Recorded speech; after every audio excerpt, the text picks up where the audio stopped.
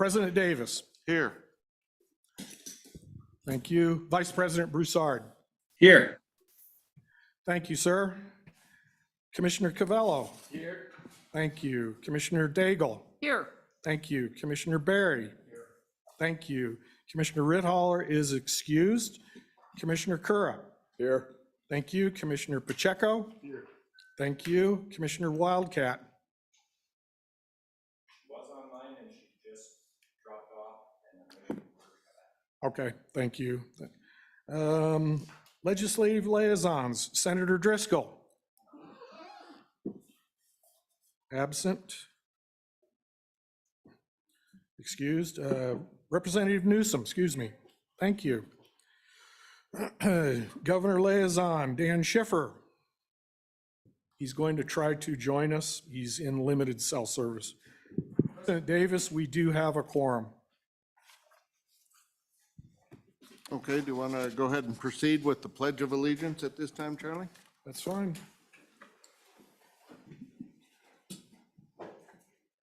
I pledge allegiance to the flag of the United States of America and to the republic for which it stands, one nation, under God, indivisible, with liberty and justice for all.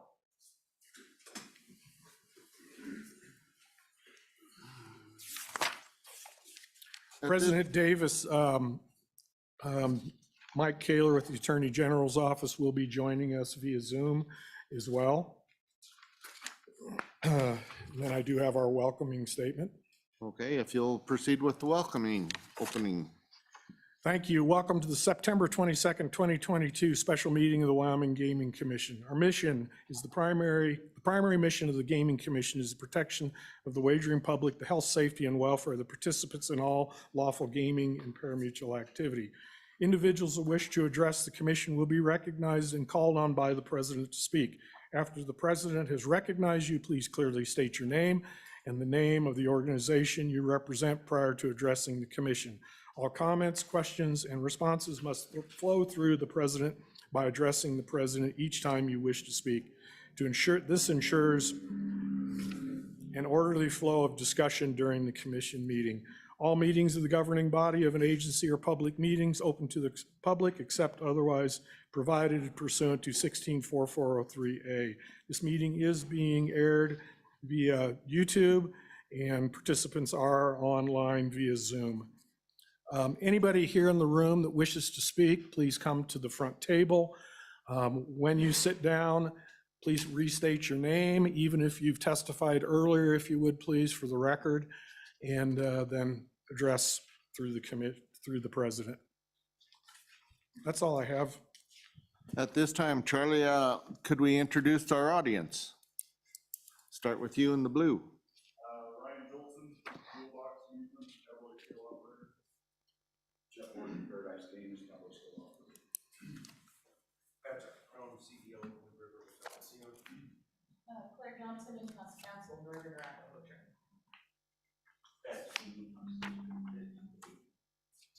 Nick Gopian, I represent HILC and River. Kyle Midway, here's at Horse Racing. Robbie Smith, R5 Gaming. Jonathan Downing, Asematic Manufacturing and Cowboy Skill.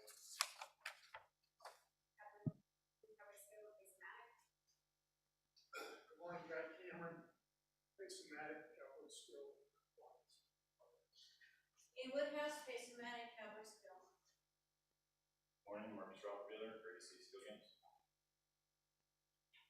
Bull Rider, Water Horse Racing. Frank Lamb, Wyoming Downs. Eric Nelson, Wyoming Downs. Carly Gutierrez, Equine Capital Network. Rosenda Gutierrez, Equine Capital. Andrew Hebert, Wyoming Downs. Brett Lynch, Wyoming Downs. Thank you. Welcome all. Okay, Charlie, I would be at this time going to item number 2, the agenda. I would be looking for a motion to approve the agenda as presented. Mr. President, I would move to adopt the agenda as presented. Second. Been moved by Commissioner Daigle and seconded by Commissioner Cavella. Any further discussion? All in favor, aye. Aye. Those opposed, same sign. Okay, item number 3, approval of the minutes. Has everybody had a chance to review last meeting's minutes, the August 23rd? At this time, I'd be entertaining a motion to approve the minutes as presented for the August 23rd. I would move approval of the minutes as presented. Been moved by Commissioner Daigle. Is there a second? Second by Commissioner Berry. All in favor? Aye. Motion carried. This time, we'll go to the meat of the game. Item number 4. That'd be you.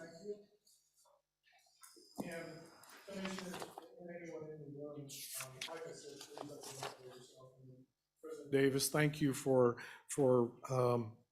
letting people know who's making the motion and who's seconding that. Kelly is participating via Zoom.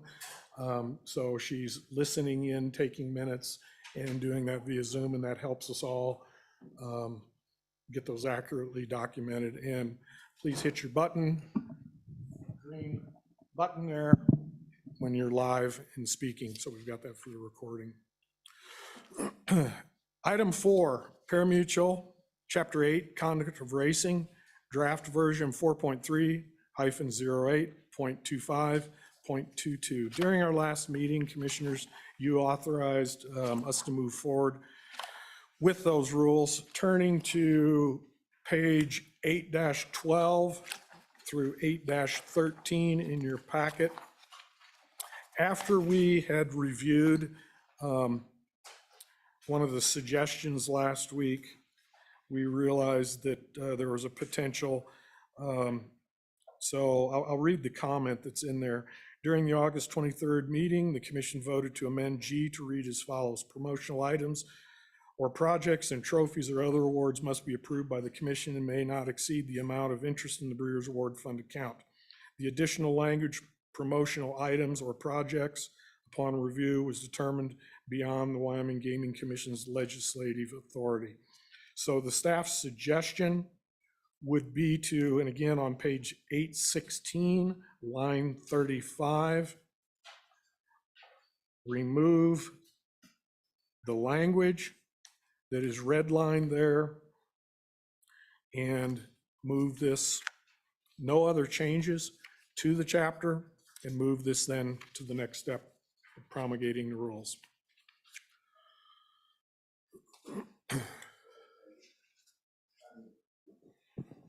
Good enough.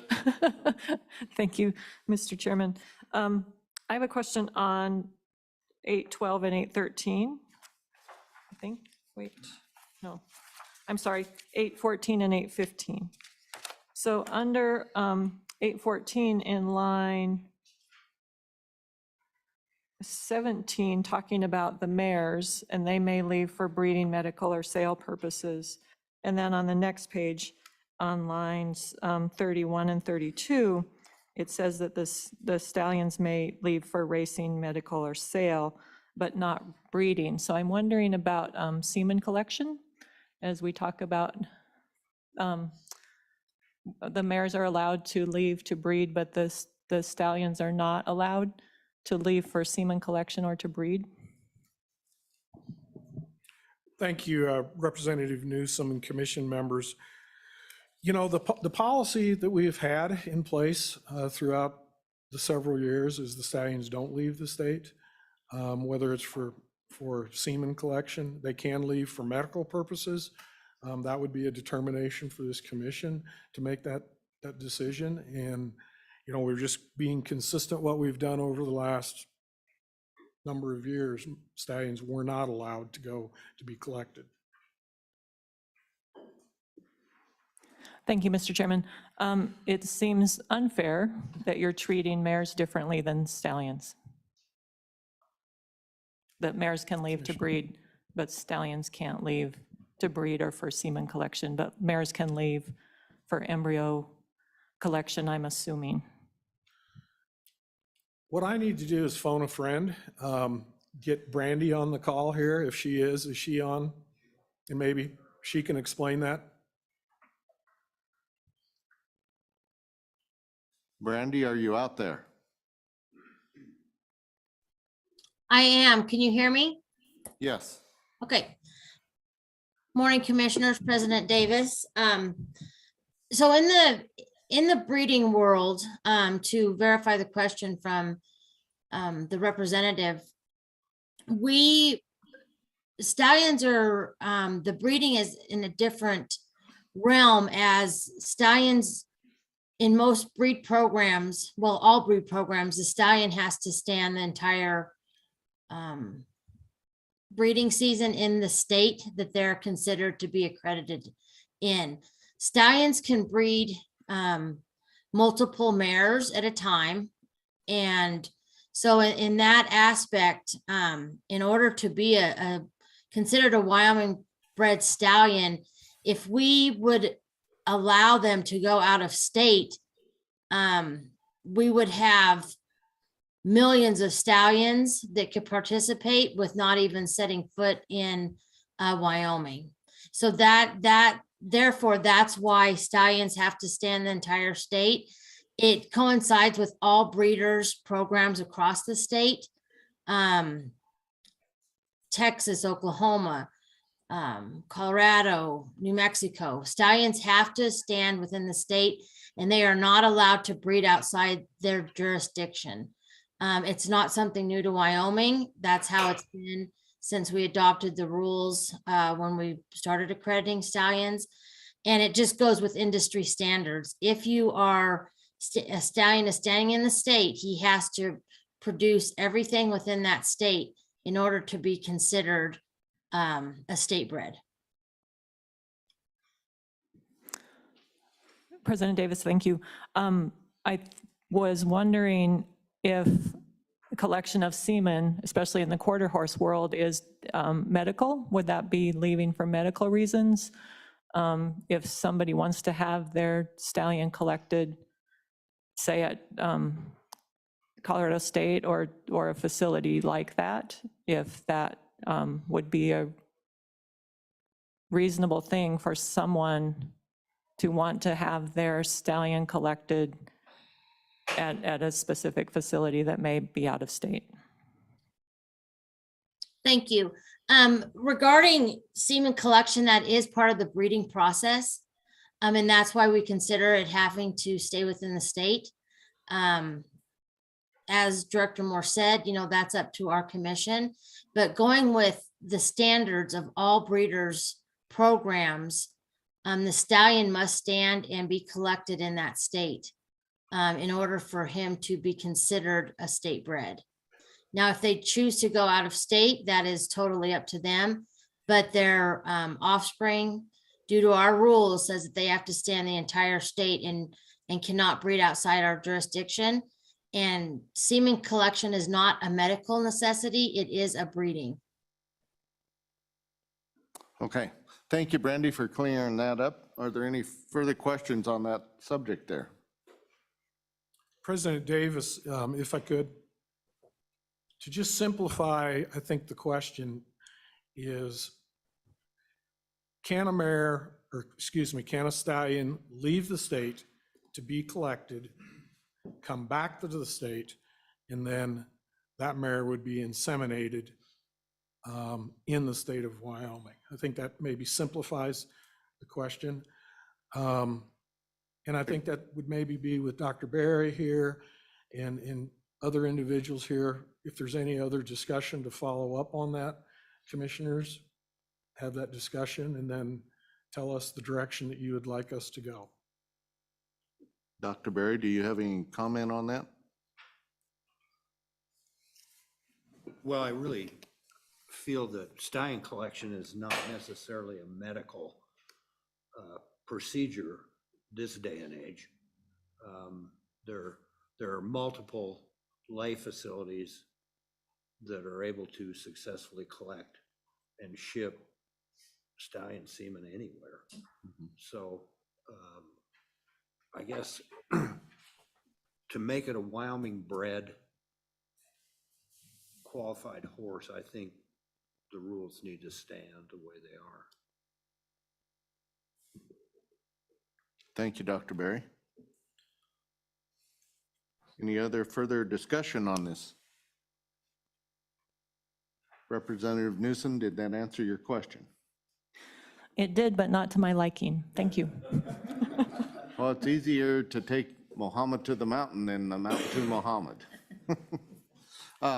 No, being a breeder and stuff like that, you know, it's, as Dr. Berry points out, semen can be easily collected anywhere in the state of Wyoming with any stud.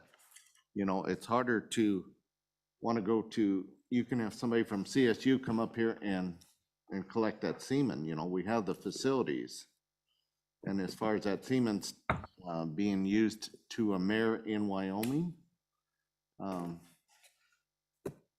with the quarter horse, I understand that's how they do it, but with the thoroughbred, it's, you know, it cannot be artificially AI'd, you know, it has to be covered. I think to follow up on the discussion here, you know, I think there's been some situations to where a stallion has had some issues and trying to find the proper place to go get that stallion collected. And what we find down in the southeastern side of the state is a lot of times, you know, the finest facility is across the line there at the University of Colorado. Is that university or? I'm sorry, yeah. And so I think that's where some of this is maybe growing from. But what we forget is you can still do that and have a Wyoming bred. It's just the stallion is unable to get, the stallion owner is unable to participate in the program. You know, we have stallions and we have mares that are inseminated year after year, day after day from stallions out of state, and that's still a Wyoming bred horse if it's done in state. Isn't that correct, Brandy? Yes, thank you, Director Moore. That is correct. And also we need to realize that we are a multiple breed association where, as the president stated, thoroughbred mares, you have to live cover to be considered a thoroughbred. And so in order for mares to go out of state, they have to go live cover thoroughbreds in order to be considered a true thoroughbred. So if we didn't have, the reason why the mares are allowed to go out of state, part of that is due to the fact that we have, it's a multiple agency. And in order for them to breed, our rules are more designed for brood mares. As far as in order to be an eligible accredited Wyoming bred, you must be out of a, no matter what, you have to be out of an accredited brood mare, but you can breed to whatever stallion you would like to. You don't have to breed back to a Wyoming bred.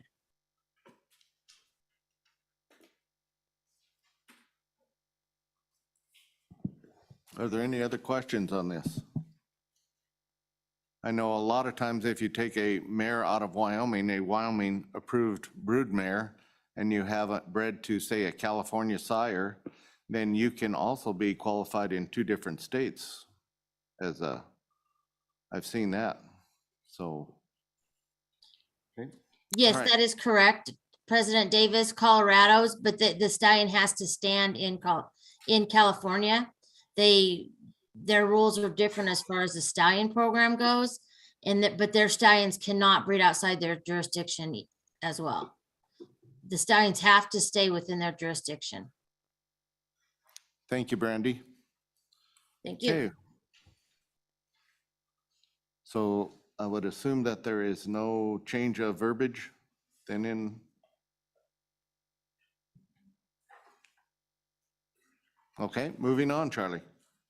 We need a motion at this point to accept the change on page 16 as presented by the commission, by staff. Okay, And we'll move it to the next step in the process. okay, at this time, without further discussion here, I would be looking for a motion to approve the staff recommendation on page 816, line 35. Mr. Chairman, so moved. Been moved by Commissioner Cavella. Is there a second? Second. Seconded by Commissioner Daigle. Any discussion? Hearing none. Those in favor, aye. Aye. Those opposed, same sign. Motion carried. With that, Charlie, let's go to item 4B, skill-based amusement. Hit the button here. Thank you, President Davis. Skill-based amusement games, rules and technical specifications for everyone in the room and everyone that's joining us today via Zoom and commissioners. The skill-based amusement game technical specifications is still a work in progress. We've put it back to doing some investigation into it and gathering some more information on that. The rules today, we do have one public comment that we received regarding the rules today. And anyone joining us that hasn't had an opportunity to look at the public comments, it is posted on our website. We have two public comments prior to this meeting today, one concerning the skill-based amusement game rules, and then the other one is the bingo and pull tab rules. The first public comment that we received, commissioners, do you want me to read the letter? Have you had an opportunity to read it? Is this the one for, Sunrise Distributing. oh, Sunrise? Yes, go ahead and bring that forth, would you, Charlie? And our, Okay. Received the letter on 9/15. Executive Director Moore, Special Agent Laramendi. Sunrise Distributing is one of the approved operators of skill-based amusement games in Wyoming. We represent Gracie Technology Skill Games. Sunrise Distributing is writing this letter to express our concern for the constant delays in developing and adopting the skill-based amusement game regulations for Wyoming. As you know, skill-based amusement games are legal in Wyoming, with the sunset date being lifted over 15 months ago. As of today, Sunrise Distributing has many Wyoming small businesses that really want to install our skill-based amusement games, but because of these delays, they are prevented from doing so. In these dire economic times, small businesses are being prohibited in participating in a program that not only provides additional income to their businesses, but also allows them to survive against competition who continue to participate in Wyoming skill-based game programs. In addition, these delays are costing Wyoming taxpaying citizens thousands of dollars. Sunrise employs residents of Wyoming. Sunrise teams up with Wyoming operators. Sunrise partners with Wyoming small businesses. These delays have a monumental financial impact on our employees, our operators, and our Wyoming small businesses. We have participated in every meeting of the Gaming Commission along with the citizens and skill-based amusement game industry has had regarding the drafting of the new rules. We're unsure what is the cause of the lengthy delays, but it is unjust to allow some locations to have games and profit from them while others have not been allowed, even though it's legal. Sunrise Distributing has always been in support of the Gaming Commission and its staff. We also support the state installing a central monitoring system that every operator would be required to connect to. Our manufacturing partner has offered a central monitoring system to the Wyoming Gaming Commission. This system tracks every dollar put in, every machine, every payout, every dollar held, without allowing the commission, and this would allow the commission to monitor any game in a location. The current rules are not broken. We should be allowed to run under these rules while the commission finalizes the new rules and technical specifications. As new systems and rules are agreed upon and put in place, there should be a grace period for all current operators to become compliant. Even the governor of Wyoming voiced his concerns about the delays in a letter dated 3/10 of 2022. That letter is with the packet there, commissioners. Accepting applications should resume for approved operators in all locations. Completing the application and pass the background check would be able to install skill games ASAP. The 60-day approval process has been working. 120-day approval process would just add more delays to the games. While historic horse racing and sports betting is expanding and spreading like wildfire in Wyoming, skill-based amusement games have been on a freeze for years. Skill-based amusement games are legal in Wyoming at this time. Let Wyoming businesses have skill games like their neighbors. Please share this with the commissioners. That was done so, and they have time to review it before the next commission meeting. Thank you for your time on this urgent matter. We look forward to the next meeting. Craig Swire. Thank you, Charlie. Is there anybody from Sunrise here? Would you like to comment on that or any further comment? No, sir. Okay. Okay. Okay, Charlie, with that, would you give the commission's response to the letter back to Sunrise? I have not responded to them at this point, but you know, what I have here is a memo that went out to you commissioners. Senate File 56 Enrolled Act was actually signed 18 months ago. We initially commenced working on rules. However, shortly after September 21, we were notified of the Scrivener's error. At one point, there were concerns about the authority or lack thereof. We moved into a more damage control posture. Once the Scrivener bills was passed in April of 22, we then commenced moving forward at our current speed. At the September 22nd, 2022 meeting, the rules should be ready for the next step. AG's final review, governor gives his thumbs up and proceed, and then to the 45-day public comment. It was mentioned in the letter, the current rules, there's no such rules in place at this point in time. We're working with the statutes. There was also mention of March 10th, governor's letter stating the concerns with the delay. That letter was directed to the legislative body, not to the commission, and there was no mention of any concern about the rules or any delays in the rules. The 60-day approval, that was a suggestion that came forth at the JAC meeting. We still continue to work within the 60-day approval, and we will continue to. That is a legislative change and not a commission decision. Finally, he speaks about the historic racing and sports wagering. Neither group was allowed to operate prior to having rules in place. So, with that, commissioners, to also give everybody in the room and everyone that's listening on the Zoom call and commissioners here, how the process works. First and foremost, you need to remember, we're changing the law. This is a change in the law, drafting these. So it's very important when you're doing that. You take your time, you do what you have to do. We've allowed for a lot of public comment, and yes, we are moving forward. So we have a document that we follow when we're promulgating rules. This is furnished from the Secretary of State's office, and the document is identified as regular rules checklist. So just a little bit of education for everybody in the room. The first step, draft the proposed rules. The next step, you ask the Attorney General's office to review the memo to the governor, the statement of principal reasons, and the proposed rules. You receive the AG's approval to proceed. Then the next step is you send your initial notice to the governor, and he has 10 days to consider and give his approval to move forward.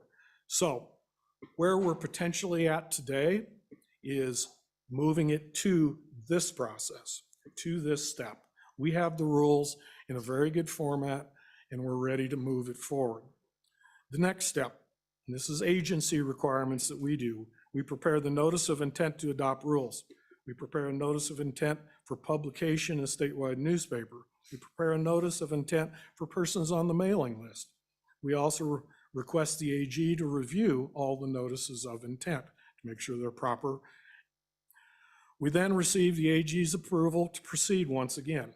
We mail notices of intent, deliver notices of intent, statement of principal reasons, and the rules to Legislative Service Office. We file notices with the Secretary of State. We publish notice of intent in the statewide newspaper, And for a minimum of 45 days, we put it in public comment. It is suggested that we do 50 days. And typically, that's what we have done over the last 10 years, is offer 50 days for in-public comment. Again, a lot of these things are happening at the same time. Multiple pieces are going together on the same day. And it's not like, okay, 1 week we're doing this, 1 week we're doing that. A lot of this goes together very, very, very quickly. At the end of the 45-day, 50-day public comment period, we collect the written comments. We review all of those. So if we get public comments, we review them. Then we put together the comments for the commissioners.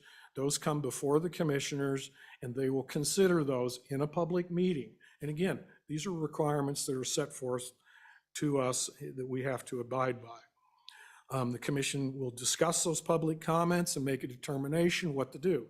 If at that point we have a public comment that requires a substantive change, then we have to start all over again. We come right back to zero and we start this process over again. If they're non-substantive changes, we can continue moving those forward. And, you know, it takes time, and I apologize for that, but that's what we're required to operate on, and it's done to protect you all, give everybody a voice in this process. Like I said, we review all public comments in the commission meeting and respond to those comments. We revise the rules if necessary, and again, if we have to revise them substantively, we have to start from square one again. We prepare the rule package. We do that. Then once that rule package is prepared, it comes in front of the commission one more time for their final action, which is their final adoption of the rules in a public meeting. Throughout this whole period, LSO has had an opportunity to review the rules. They will consider those rules, and they will give, through management council, will make a determination whether the rules are appropriate. The rules packet goes back to the AG for review, and we forward those to the governor and to the Secretary of State. We send hard copies of the rule package again to the LSO, and we're communicating with the Secretary of State, making sure those are all posted appropriately on their website. As I said, Management Committee will consider those. And then finally, when it goes to the governor's office, he has up to 65 days to review those rules before he signs those rules into law.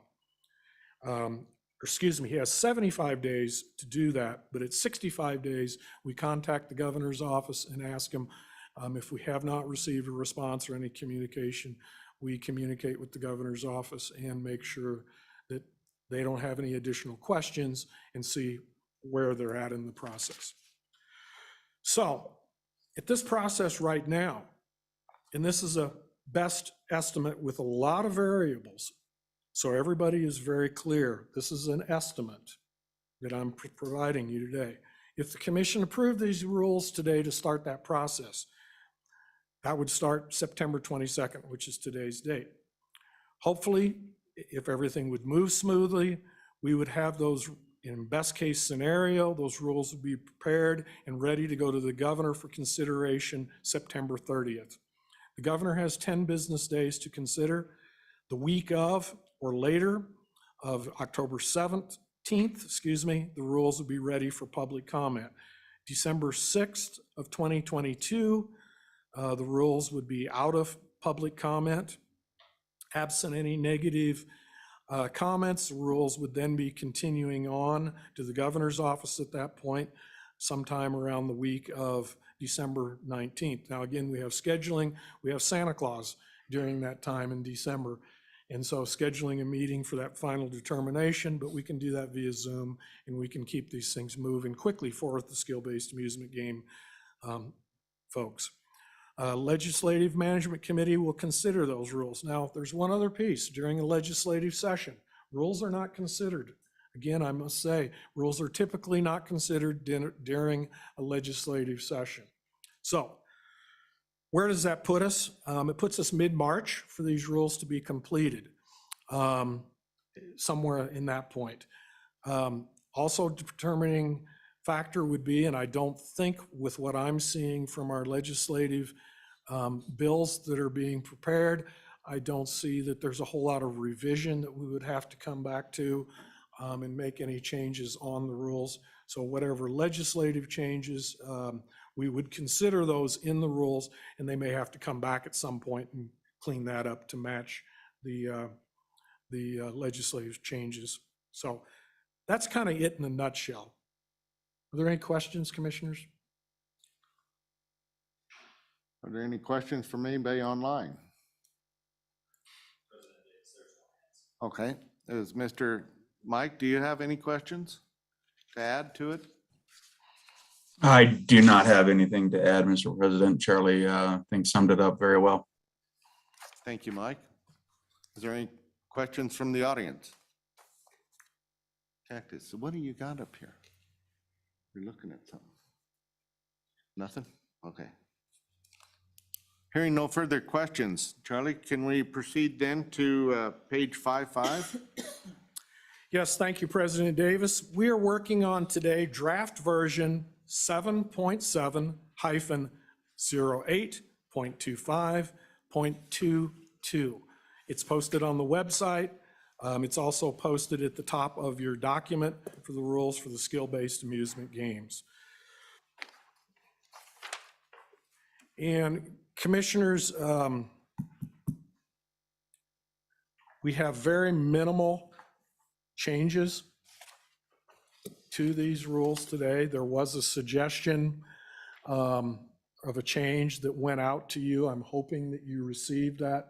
It's that top document right there for you, and I can read when we get to that page. Do you want me to go chapter by chapter, or do you want me just to go to the changes from the last draft? Commissioners, what's your pleasure? Mr. Chairman, I would recommend that we go for just the changes since the last draft. I agree. Okay. Everybody's good with that? Then Charlie, I believe we go to the page 5.4, lines 1 through 6. Yes, thank you, President Davis. 5-4.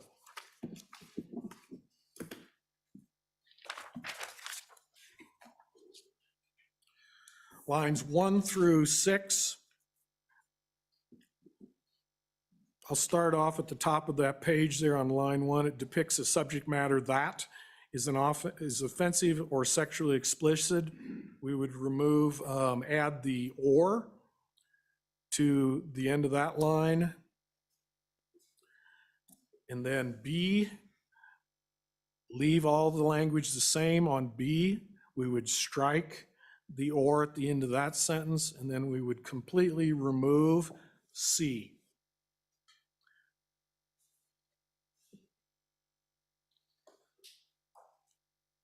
And again, if anybody does not have a copy of that, we should have a copy out there for you folks. If not, it's also online on the website there, staff suggestions. So again, we would strike completely line 5 and line 6. Okay, commissioners, I would be looking for a motion then to make those corrections or those changes. President Davis, I so move. Been moved by Commissioner Kura. Is there a second? Second. Second by Commissioner Cavella. Discussion here. Commissioners, any discussion? Mr. Chairman, I think this just makes good sense. It takes away any idea that there's a discretion or judgment involved rather than an objective distinction. So certainly a good call by staff. Thank you. Is there any comments from the public? Seeing no comments. Any further discussion? Hearing none. All in favor, aye. Aye. Aye. Those opposed, same sign. Motion carried. With that, Charlie, I believe that's all the corrections we have for the skill-based amusement games. We have one more page. Turn to your next page, Commissioners, 5-5. Oh, okay. Section 6. And to give you a little background on the reasoning for this, the central monitoring and the certification through an independent laboratory would be done at the RFP level. It doesn't need to be in rules, that would be something that we would put in the RFP, and that would be our responsibility as the agency, not a responsibility. It would be of the operators and vendors. So the proposed and the staff recommendation there is to remove line 9 through 15 to the end of that first sentence, inserting prior to being launched, and then removing through the communication network,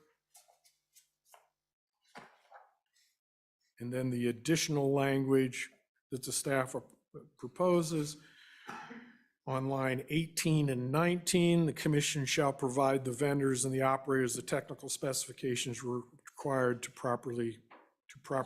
for proper connectivity, excuse me. And then on lines 21, we had a shorter time period in there, and I apologize that it should have reflected what we had originally, and we we extended it out considerably, giving the operators, and this was a suggestion from one of our consultants, extending it out for 6 months to allow them to make their connectivity, giving a little extra time. And that is all I have. Okay, commissioners, with that, we would be looking at a motion for those changes. I move to accept those changes. I would second it. Thank you. Commission is moved by Commissioner Burchard and seconded by Commissioner Daigle. Discussion. Any discussion from the board here? Commissioners? Commissioner Daigle? Mr. President, I would just like to thank staff for their efforts on this. I think this is a step in the right direction, and I do agree with them that this is not something that should be placed in rules. So thank you. Thank you, Commissioner Daigle. Any further comments? Any comments from the public? Hearing no comments. All in favor, aye? Aye. Those opposed, same sign. Motion carried. Is there anything else in here, Charlie, that we are? No, sir. What I would suggest at this point would be a motion to adopt the changes and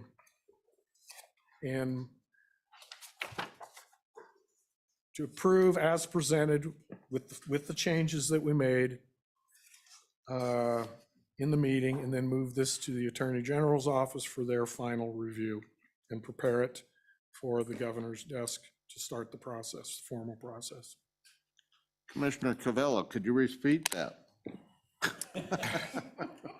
I would move, including the changes made today, that we move Chapter 8, that would be skill-based amusement games, rules and technical specifications onto the Attorney General for final review.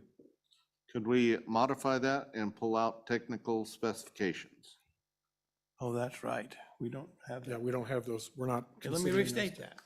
And just to modify that just slightly, any non-substantive changes, allow the commission and the AG's office to make those changes. And basically, that's formatting is what it amounts to. It's been moved by Commissioner Covello. Is there a second? Second by Commissioner Berry. Any discussion, any further discussion? Hearing none. All in favor, aye? Aye. Aye. Those opposed, same sign. Roy is froze in cyber up there. Motion carried. Next item on is bingo and pull tabs, Charlie. Should we, did Vice President Broussard, did you have a question?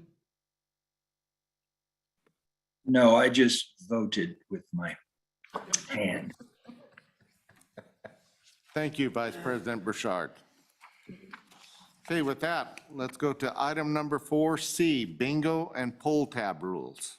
Thank you, President Davis. The bingo and pull tab rules, we're working on draft version 1.0-09.06.22. Again, this is posted on the website. It is also in the public packets. It's posted on the website as well.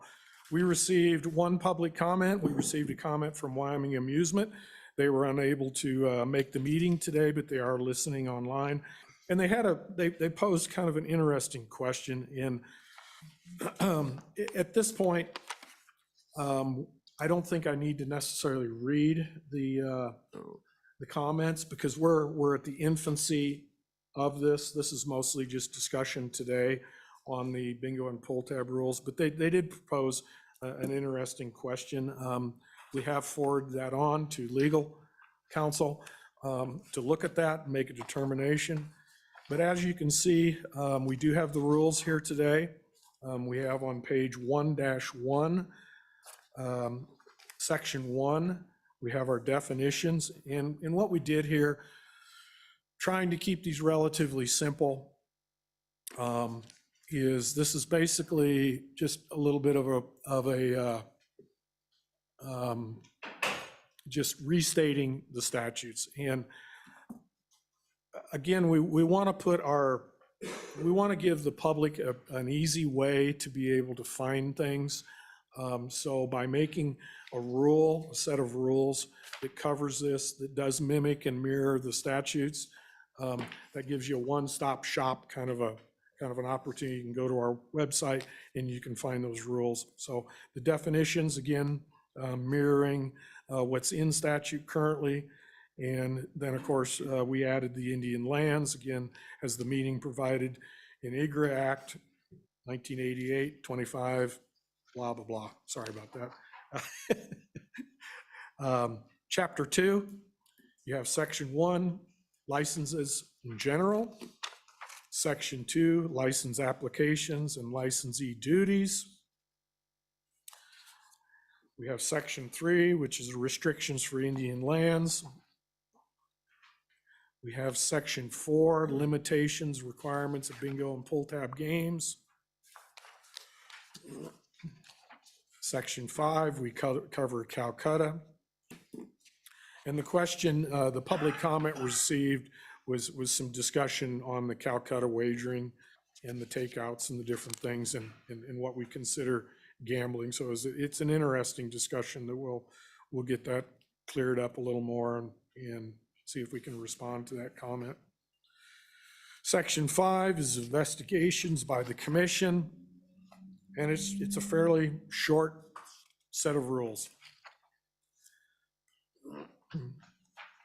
Again, with Calcutta bingo pull tab wagering, because of the Scrivener's bill, we started out licensing. We had to stop licensing when we lost our regulatory authority. So now we're back pursuing that in the state. The licensing is a very simple one for people that haven't gotten their licenses. It's just I think it's a 1-2 page license. Mr. Laramendi gets those turned around real quickly to people. And there's no fee that is associated with that. And there's no fee that's retained of any kind for the state on that. The major component with bingo pull tabs in Calcutta is the requirement for the annual report each year to be submitted to us. So we're back in there promoting that, pushing that out, local newspapers. There's over 7,000 charitables in the state. And we're getting that out, getting that message out to all of those. And we're getting a lot of response back, I think, is correct? Thank you. Mr. Chairman, Go ahead. if I may, Charlie, how many, or Nick, how many licenses have been issued at this point? President Davis, we've issued so far this year, about 30 bingo, pull tab, and Calcutta licenses, but we're starting to see about 1 or 2 a day, yeah. Keep in mind, though, that of the 7,000 charitable organizations, not all of those are gonna operate bingo or pull tabs. That's just the list that we're working off of. The biggest ones are, the VFWs, the Eagles, the Elks clubs, and we've reached out to their national chartered, and they've sent it out to all of their clubs in the state, so we're getting a good response from those now. Thank you, Nick. Charlie, there's no action associated with this. We're just No, moving this there's along. no action at this time, President Davis. Okay, is there any further discussion? Mr. Chairman, Go ahead.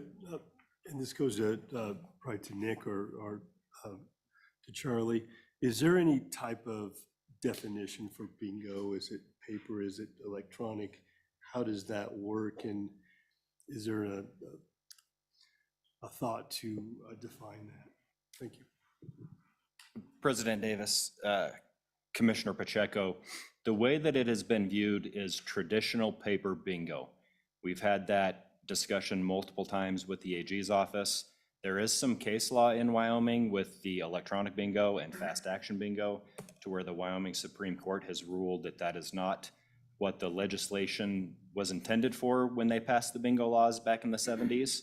So the way that we're looking at it is traditional paper bingo, not electronic bingo. Mr. Chairman and Nick, my suggestion is moving forward, if we could define that, because I know there's been a situation in the past where we've had, and you could play 1,000 bingo games in seconds. So that would be my suggestion moving forward.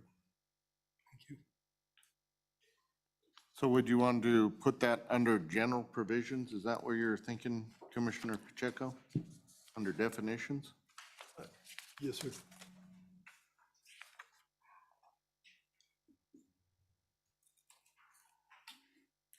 And that was part of our, we did have some initial thought about that and wanting to get this started and get it kicked out and get something in front of you all. We'll follow up and get that put together. Very good. Thank you. Is there any other comments here? Commissioner Representative Sweeney?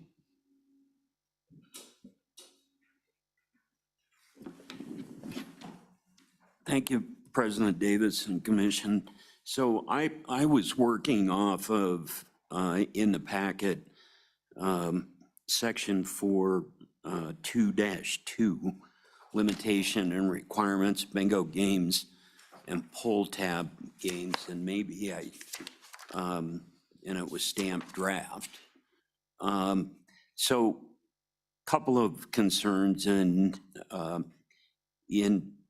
in previous comments from a large operator, Trooper Bingo, which benefits the Troopers Drummond Corps here, located here in town, was the licensing and how that would take place. And I think the commission's done a great job on that, you know, in this interim process.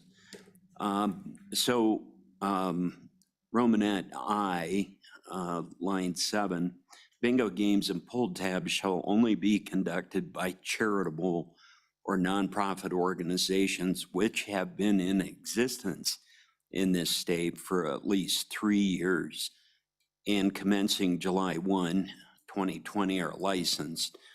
And so that's, I guess I'm taking that as the existing, but I'm concerned about, you know, how that might read in the future, or is that the language that's going to be provided?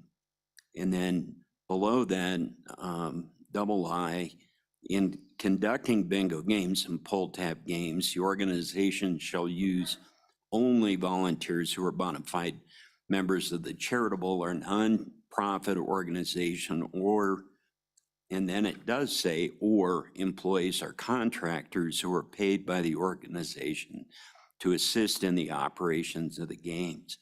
So I just wanted clarity in my mind on both of those, because Troopers does, they have volunteers, but they also rely on staff to operate the bingo hall. So,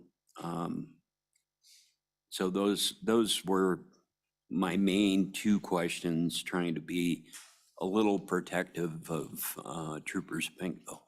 So, thank you, Mr. President. Thank you, Representative Sweeney. Commissioners, have any comment? Oh, Charlie? Yes, thank you, President Davis. Representative Sweeney, appreciate the question. And if you go up one section above there pursuant to 67101A, this whole section is mimicking, is restating our statutes. So there's no change in this. The only change that would happen in something like this would be if it was a statutory change, legislative change. So this is just reaffirming our statutes. President Davis, thank you. So in that, in the new draft, there won't be any clarifying outside of that. And so how on a new operation coming in, such as that might be the size of Troopers, I don't foresee that happening, but how would they qualify under the licensing if they weren't in existence in the state for 3 years? Because that, in my mind, is confusing on what we're trying to accomplish. But maybe I'm missing it. Do you want to respond to that, Nick? Bello? Mr. Chairman?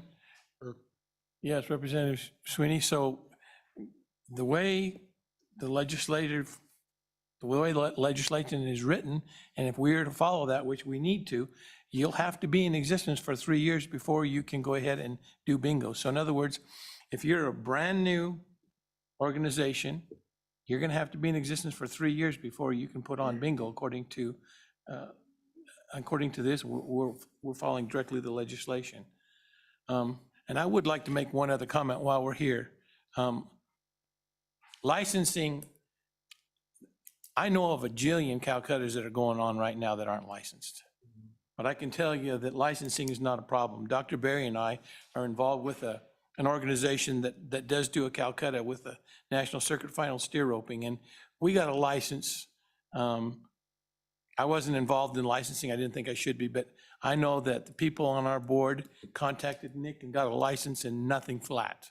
It's an easy process. Staff has done a wonderful job of making it extremely easy to get done.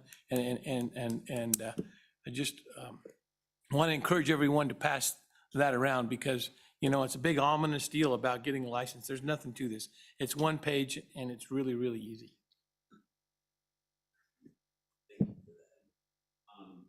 Lastly, cost. You know, Troopers Bingo was very concerned originally that, you know, they might fall under other categories with revenues back to the state. And I don't see any of that in here. And it was a fairly simple process. My understanding, the commission and staff work with Troopers Bingo, got them licensed, and everything just was smooth. But do you foresee any changes in the future with that? Charlie? President Davis, Representative Sweeney, again, thank you. We're following the statutes, and there's no mechanism in statutes for any revenue sharing or license fees with skill-based, or excuse me, with bingo, pull tabs, or Calcutta events. And that was by design. That was, I think you were a part of a lot of that process as well. You know, there's nothing coming back to the state. And the only way there would be anything coming back to the state would be the legislative change. So. Thank you, Representative Sweeney. Is there any other comment? Oh, Representative? So I'm wondering, as I read this statute that's referred to under bingo, it does not define bingo as traditional paper in the statutes. And so I'm wondering if we would define bingo as traditional paper in the rules, if that would be open to interpretation, or should we bring a bill that changes what bingo is defined as in statute to be traditional paper bingo? Mike, would you like to handle that question? Thank you, Mr. President, Representative Newsom. Yes, I mean, in the past, since that Wyoming Supreme Court case came out, that basically we interpret to say bingo is interpreted as what it was back when the statute was originally written. I don't know that we've had any sort of litigation leading up to that. We've certainly had applications, and we've certainly had games that have been floating around the state that individual jurisdictions have to struggle with.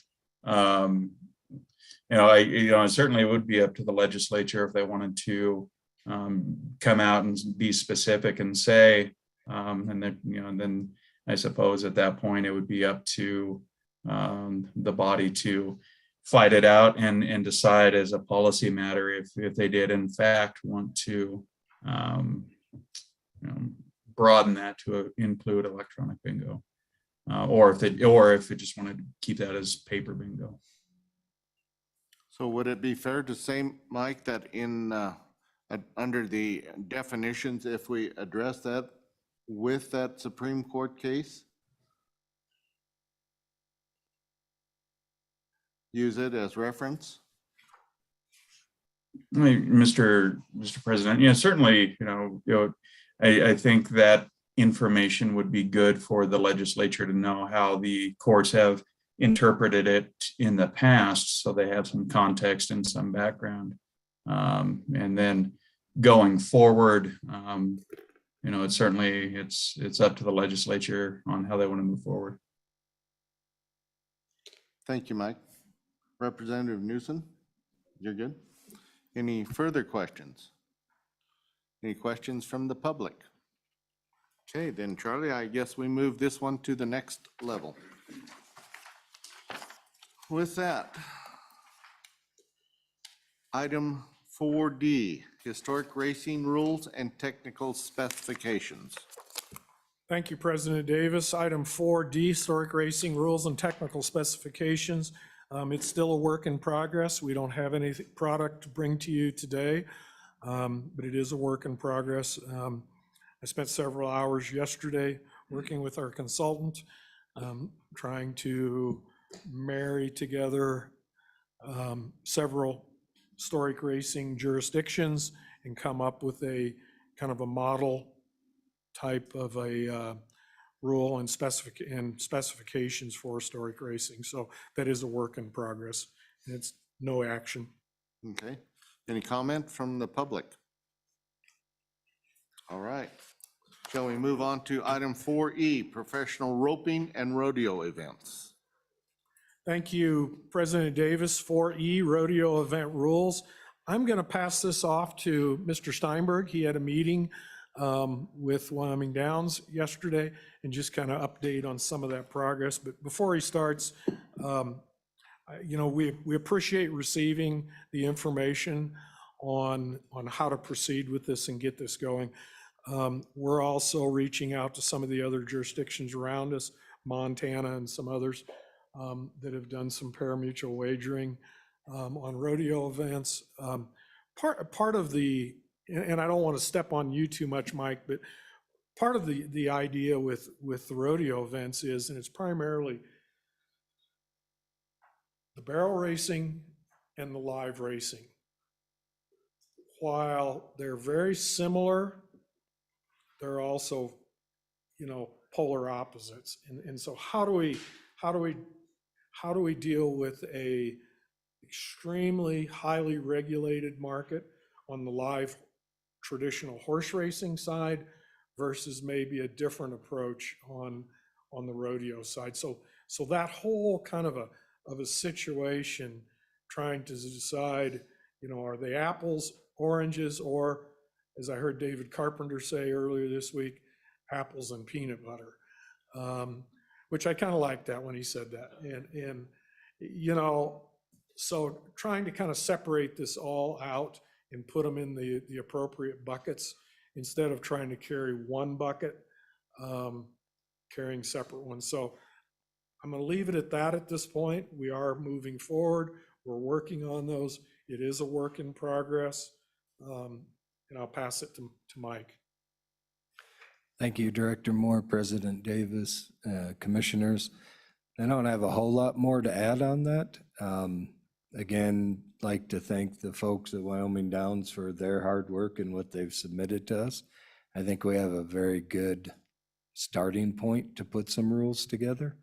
And I'm currently working on taking the rules that were presented to us, proposed rules, and putting them in our format, getting them all in a logical order, and then be able to submit those to Director Moore so he can push them out to you guys for review. Thank you, Mike. Are there any questions for Mike, Commissioners, this time? Is there any discussion on this at this time? And just to follow up a little bit on what Mr. Steinberg just said, you know, what we envision is something that's very similar to what we've done with skill-based amusement games, but also what we did with online sports wagering. Once we get that first draft to where we can kind of get our heads wrapped around the product and the commodities, then we'll offer stakeholder meetings and we'll get people involved. We will continually accept suggestions, modifications, anything that anybody wants to submit to us. We'll put that in with everything that we're collecting. I'm a big one on let's collect as much information as we possibly can, filter through it. The neat part about this is Mike is collecting that at this point, not me. So it's not going to be stacked up like that in my office. So we'll keep working on it, and thank you for your understanding, and we'll move these. Is there any comments from the public at this time?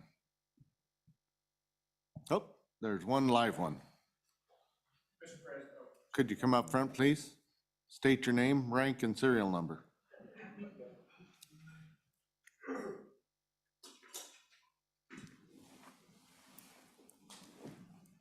Mr. President, Frank Lamb, Wyoming Downs. Thank you for letting me speak for just a moment. I just wanted to remind everyone that the rodeo rules or statute was passed 3 years ago. And so we're definitely haven't been pushing this and won't. We think it's very important, like was mentioned earlier with the skill-based amusement games. This is, we get a shot to do it right, and it's not been done anywhere else in the world. And so we want to do it right. And we appreciate your consideration on these. Thank you. With that, Charlie, I think that completes item number 4. Should we pause for the cause? Take 15 minutes or 10 minutes? So you will return at 10:20? Sounds good.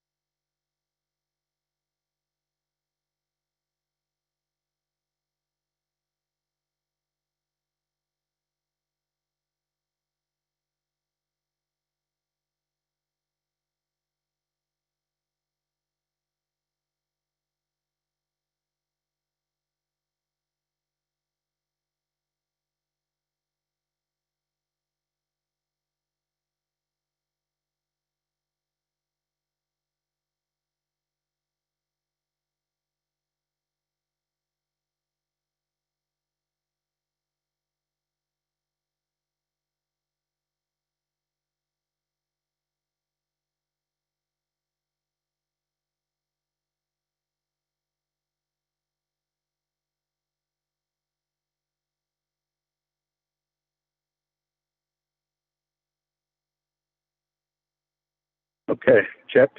Nick, can you hear me?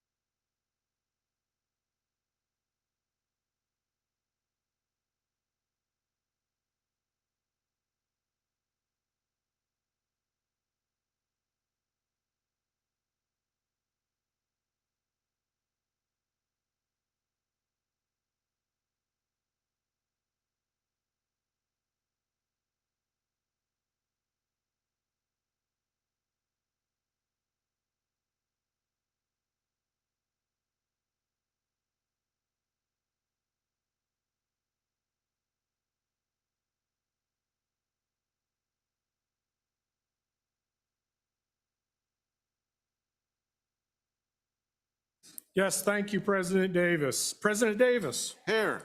Thank you. Vice President Broussard. Troy, where did you go? I'm here. I just can't Thank get the you, button sir. quick enough. Commissioner Daigle. Here. Thank you. Commissioner Barry. Thank you. Commissioner Rithaller is excused. Commissioner Cura. Thank you. Commissioner Pacheco. Thank you, sir. Commissioner Wildcat is here. Thank you. Legislative Liaison Driscoll is excused. Director Moore, he's online. He Oh, doesn't have I'm his sorry. video, but he is in the room. Senator Driscoll is on the call. I apologize for that. And Representative Newsom, thank you. And Governor Liaison Dan Schiffer, is he on or? He's been on and off a few times. I think he's losing service. He's currently off. Okay, thank you. We have a quorum.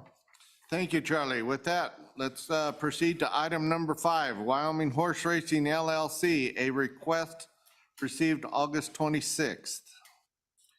Thank you, President Davis. Item 5A, a request received August 26, 2022, requesting an exception to its 16-day requirement pursuant to Wyoming Gaming Commission Administrative Rules of Parimutuel Events, Chapter 10, Section 3, Roman numeral 6. In the case of a permittee granted both a live simulcast event permit that fails or refuses to actually run the 16 days of live flat track horse races, or lesser number of days as approved by the commission, the permittee shall not receive simulcast permit for the next year.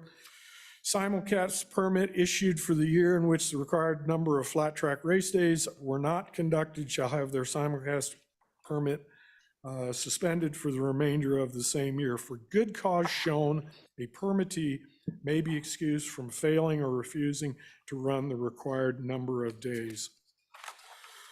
As you can see in your packet, Commissioners, a letter received from Wyoming Horse Racing LLC dated on August 26th. Also in your packet, Commissioners, you have the investigative report for that day that Enforcement Officer Hotard was there at the races that day. And just kind of in a nutshell, the letter states it, and so does the investigative report. They had a lightning strike, took out all power to the facility there. They immediately, I think there'd been another lightning strike somewhere else in the community, as I recall. And so all of the emergency people with the power outage were dealing with that. And so they attended to it as quickly as possible, but they ended up at about 3 o'clock, they had to cancel the races for the day because of our data equipment that's required. And also at that point, no more extensions. They tried to extend the post time out to 1:30, then 2 o'clock, and then finally needed to go ahead and cancel the races because of the medication requirements and the Lasix that's given to the horses prior to racing. So they made that ultimate decision. The track was safe. There was no problems other than no power. Okay, and I believe they had communicated the whole process that day with you as it was Yes, happening. Yes, thank you, President Davis. They had been in communication with myself. I think they'd also been in communication with Nick as well, but primarily with law enforcement officer Hotard, was on the grounds there at the time and working with that. And again, once they knew they had the power outage, they were immediately on this, pushing and shoving, trying to get everything back in. And the power came back in a phased type of a situation. And of course, the last piece that was lit up was the grandstand area where the tote machine and where all the back end equipment to accept wagers. So. Okay, so at this time, we would be looking for, do we need a motion to modify? Yeah, I move that we accept that we grant the exception to the 16-day requirement. Been moved by Commissioner Broussard. Is there a second? Second. Second by Commissioner Daigle. Discussion. Any discussion? Is there President anyone Davis. on the line? Mr. Joyce is online. Would you let him in then?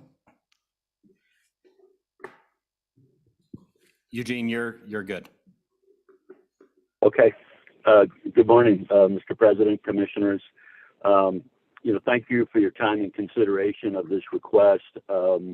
Normally, when we lose a race day, it has to do with the weather affecting the racing service. And, in a normal situation, I always kind of try to second guess myself if I could have done anything differently. In this case, to tell you the truth, I don't know what we could have done differently to get the races run. The one big compounding factor was all the trial races we had. And so, we probably could have started on the third or fourth race and got some races, but the trial started in the second race, and we were right up against that LASIX timeline. And so, and that was the majority of the races we had that day. There were 7 of those races on a 9-race card. So anyway, we appreciate, again, your consideration. On a positive note, we have been trying to run extra races so that the purse money and the racing opportunities for the horsemen will be the same as if we had run that race day with the number of races and the purses paid. We'll see how we do the next 3 days in carding the races. We're carding Sunday's races today and then next weekend. So that being said, I'm happy to take any questions from the commission. Commissioners, do you have any questions for Mr. Joyce? Hearing none, there's a motion on the floor, been moved and seconded. All in favor, aye? Aye. Those opposed, same sign. Motion carried. Thank you, Eugene. Thank you, Mr. President. Thank you, Commissioners. All right, with that, Charlie, let's go to item number 6. 307 horse racing, item B, or A. President Davis, I'll turn this over to Nick and Wyoming 307 Horse Racing LLC to add their comments to these items. President Davis, members of the commission, item number 6A is a request received August 12th, 2022, requesting a new OTB location located at 5371 Blackmore Road here in Casper. The facility will offer alcohol sales and food sales similar to the other location, their other locations. On 8/12/2022, the commission received the request for a new OTB location. Included with the request was the letter requesting the new location, the operational plan for the new Casper location, updated simulcasting permits for 2022 and 2023, a operator's financial statement and location revenue projections, render drawings of the floor plan, Natrona County Resolution 23-22 granting county approval, the lease agreement with the building owner, and the host facility applications. All the documents are attached to the report. 307 Horse Racing requests the approval to open an OTB located at the Kagan Cork Restaurant at 5371 Blackmore Road in Casper, Wyoming. The facility will offer alcohol sales and a restaurant similar to the other 307 Pump Room location here in Casper. The location is slated for 81 historic horse racing terminals. That number was derived from the rendered drawing. Natrona County Commission approval has been obtained. The site plan with the historic horse racing locations and surveillance coverage shows that the location will be covered from multiple angles with surveillance. The plan also showed the location of the 81 proposed terminals. Resolution 2322 was passed by the Natrona County Commission on July 5th, 2022. I reached out to the chief of police here in Casper for any input. He didn't have any areas of concern that he expressed. In summary, 307 Horse Racing has provided all of the required documentation and the request is consistent with other submissions. Additionally, 307 Horse Racing holds a permit to offer parimutuel wagering in the state of Wyoming and remains in good standing. The commission shall use the following decisional criteria in the approval or disapproval. Permittee's general benefit to the state of Wyoming, permittee's general benefit to the state of Wyoming horse racing industry, permittee's integrity, permittee's credibility, and the financial stability. It is important to consider the decisional criteria when considering all permitted events. And I would stand for any questions if you have any of me. And I know that we have representatives from 307 here as well. So before we get to that point, do we need to have a motion first? Yes, sir. Is there a motion to approve the new location for 307? Mr. Chairman, I would move to approve the new location at 5371 Blackmore. I'll second that motion. Been moved by Commissioner Cabello and seconded by Commissioner Kura. Discussion, any further discussion? Mr. President, Nick, did anybody from the city council, Casper City Council or Mills or Evansville contact you regarding some of the questions they had at our last meeting, that they were concerned with the amount of gaming machines and what have you, and the places of operation coming into Casper? President Davis, Commissioner Kerr, no, they have not. Okay. Thank you. Is there any further comment, commissioners? Any comment from the public? Kyle?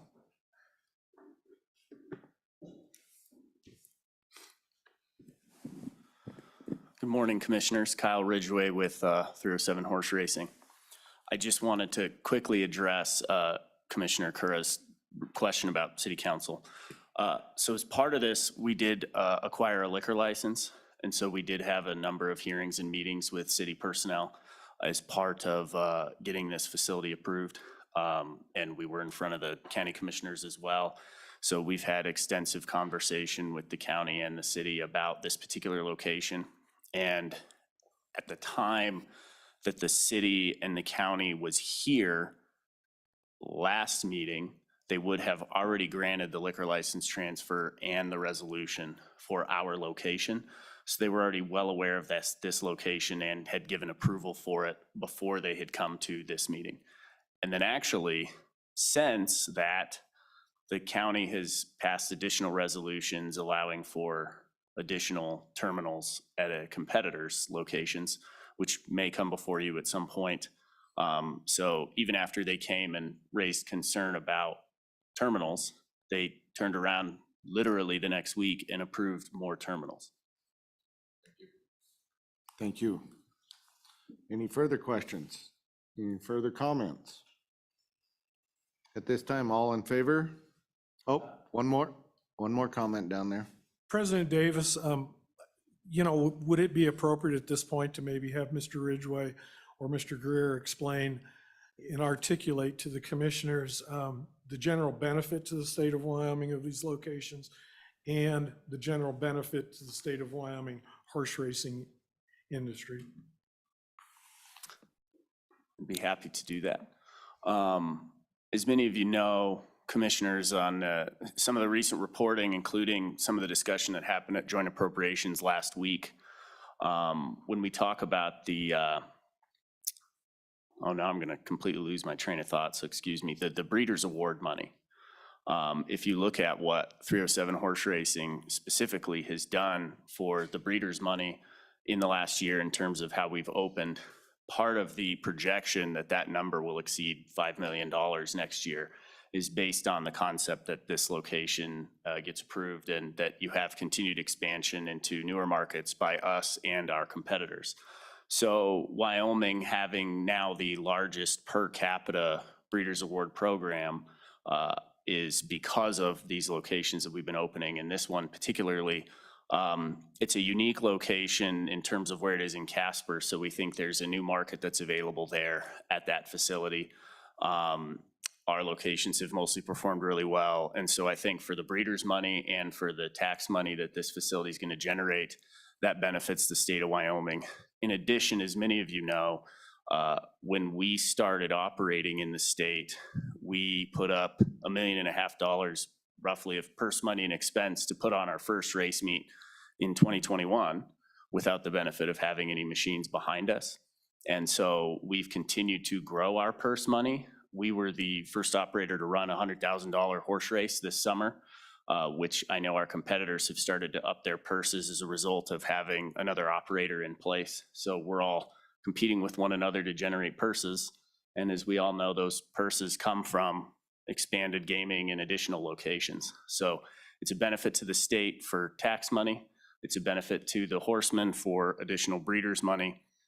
It's a benefit because it's going to help out our race meets at the Camplex, because we're still trying to get to where we've got enough locations that we can continue to offer competitive purses and still run a business that makes money. So those would be the reasons why this would benefit the state. Questions, commissioners? I have one. What type of percentage do you see off each new location going towards the enhancement of, like you say, the breeders and the purses? Is there a percentage that you predict or anything? So I don't know that off the top of my head. I mean, I know the amount we contribute per each facility is set by statute in terms of what goes to the Breeders Award money. Mm-hmm. So when you have the projections that are in your packet for this location from our consultant, those would tell you how much we think we would contribute to the additional breeders' money. But the thing that you have to remember when you're looking at the growth in the breeders' money for 2022 is that many of our locations have only been operating for a partial year, 2022. And so I'm sure when the Gaming Commission's making their projections for what these numbers look like in 2023, they're taking a full year number. So I think that using loose math, 2023, you're going to see a bigger jump than 2022 because we're not going to have these partial year locations. For example, our largest location in Cheyenne, which has performed reasonably well, has only been open for a little over 30 days. We opened at the beginning of August, end of July. So when we have a full year in 2023, we should see another jump. That's where I've kind of come to that. We think it'll exceed 5 million next year. I don't remember what it's at this year, 3.5 or 4, somewhere in there. So it should be a jump like that. And then the other question was, how do we take the percentages of purses? And what I would say is we are still sort of digging out of the hole that we had for 2 years because we came out of pocket to do those races. And so we're trying to get clean. But Jack might have a better thought process on that, how we want to look at allocating additional money to purses. I don't know that we've internally said we're going to have a set percentage. We just want to know that we want it to grow each year. I think we grew it by $100,000 or $150,000, 2021 to 2022 in terms of purse money. So I would think we would do something similar, but again, as our numbers change and as they grow, we want to continue to try to proportionally increase those.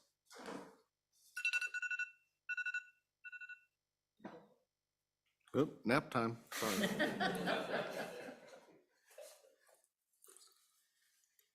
So you spread that $100,000 to $150,000 purse enhancement amongst all the races? Is that what you're saying?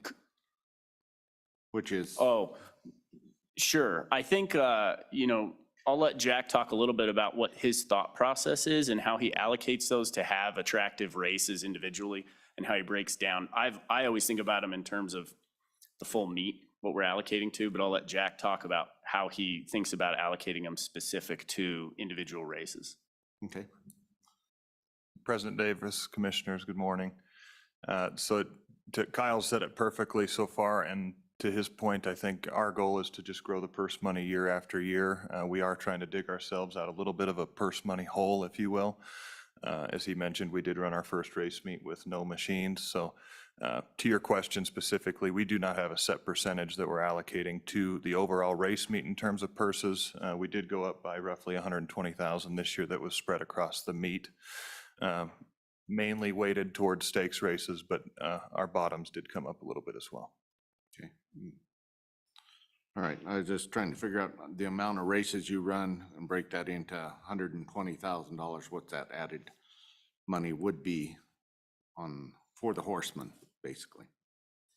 Thank you. Correct, yep. Okay. Any further questions? Hearing none, then is it time for all in favor, aye? We have a motion on the floor to a new location at the Keg and Cork. All in favor, say aye. Aye. Aye. Those opposed, same sign. Motion carried. Thank you. Okay. Item number 6B, you guys want to just stay there? Okay, Charlie, would you take this, or does this go to Nick too? All right. President Davis, item number 6B is a request received July 18th, 2022 from 307 Horse Racing, requesting the approval to add 2 new math models and 2 new game themes on the existing Paramax system developed by a new vendor, Incredible Technologies. Enclosed in your packet is the confidential report. I will go through parts of this here. The 2 game themes requested is Fate of the 8 Power Wheel, and I gotta find the other one as I scroll through here. And the other one is, what in the world do I got? Heat 'em Up Power Wheel. The commission rates on both of these game themes are 6 to 10. Let's see here. Incredible Technologies is a new vendor in the state of Wyoming and would need to complete all of the vendor licensing requirements. Incredible Technologies is currently licensed in good standing in numerous other jurisdictions and markets. The handicapping on the Incredible Technologies themes and terminals is the same as the existing approved Exacta themes. The Incredible Technologies request has gone through the 18-point checklist, and I will go briefly through those. It is compliant with Wyoming Statute 1125-102. It is compliant with Chapter 10, Section 9 of Wyoming Gaming Commission rules.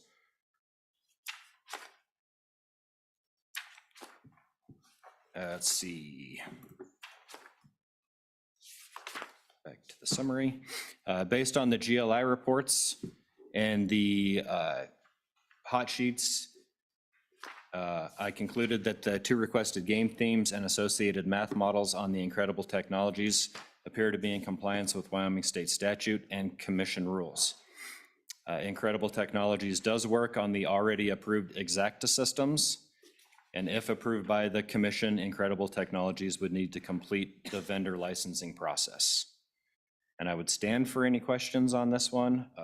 This request is compliant, or is comparative to all other game theme requests that we've seen. So the only issue is this laboratory is not licensed in Wyoming yet?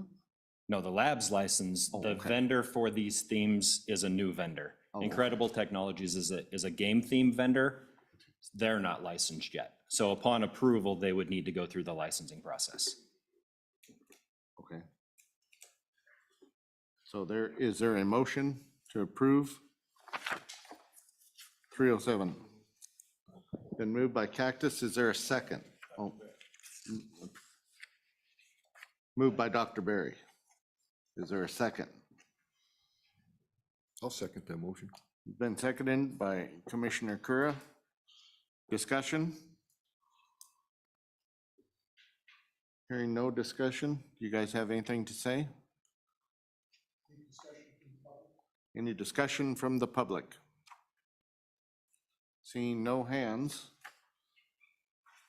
Those in favor, say aye. Aye. Those opposed, same sign. Motion carried. Item number 6C, request received August 17th. Charlie, will this go to Nick also? Yes, it will, thank you. President Davis, item number 6C is a request received August 17th, 2022, requesting the approval to add 5 new math models and 5 new game themes to the existing Exacta pari-mutuel wagering system These game themes and math models are developed by IGT. Included in your packet is the letter of request. The 5 game themes are Bombay, Coyote Moon, Shamrock Stars, Wheel of Fortune Cash Link Exotic Far East, and Wheel of Fortune Cash Link Latin Getaways. On 8/17/2022, upon receiving their request, I reviewed the 5 laboratory reports for the 5 game themes and math models. And I'll go through these. It might be easier to go through these kind of one at a time. The first one is Bombay. Bombay is a 5-reel 100-line historic horse racing game. The GLI Laboratories tested it against Wyoming parimutuel rules and statutes, Chapter 9, Section 5. And in the lab report, it shows it as a pass. There's a 10% commission takeout rate between 6 and 8. 6, 8, and 10% commission takeout rate for the Bombay game theme. Coyote Moon, as well, reviewed the laboratory report on that one. It's a 5-reel 40-line historic horse racing game. GLI tested that against Wyoming parimutuel rules and statutes, Chapter 9, Section 5, wagering on historic horse racing, and gave it a pass in the lab report. The commission takeout rates for Coyote Moon is 6, 8, 10, and 12%. Shamrock Stars was also tested against Wyoming parimutuel rules and statutes, Chapter 9, Section 5. GLI notated it as a pass in the lab report. It operates on a commission rate of 4, 6, 8, and 10%. Wheel of Fortune Cash Link Exotic is a 5-reel 30-line historic horse racing. It was tested against Wyoming parimutuel rules and statutes, Chapter 9, Section 5, wagering on historic horse racing. GLI notated it in the lab report as a pass. It operates on a commission rate of 8, 10, and 12%. Wheel of Fortune Cash Link Latin Getaways is a 5-reel 30-line historic horse racing game. It operates on a commission takeout rate of 8, 10, and 12%. It was also tested against Wyoming parimutuel rules and statutes, Chapter 9, Section 5. GLI notated it as a pass in the lab report. And the last one, actually, I think that was, nope, and the last one was Wheel of Fortune Cash Getaways. It was tested against Wyoming parimutuel rules and statutes, Chapter 9, Section 5. GLI notated it as a pass in the lab report. It operates on a commission takeout rate of 8, 10, and 12%.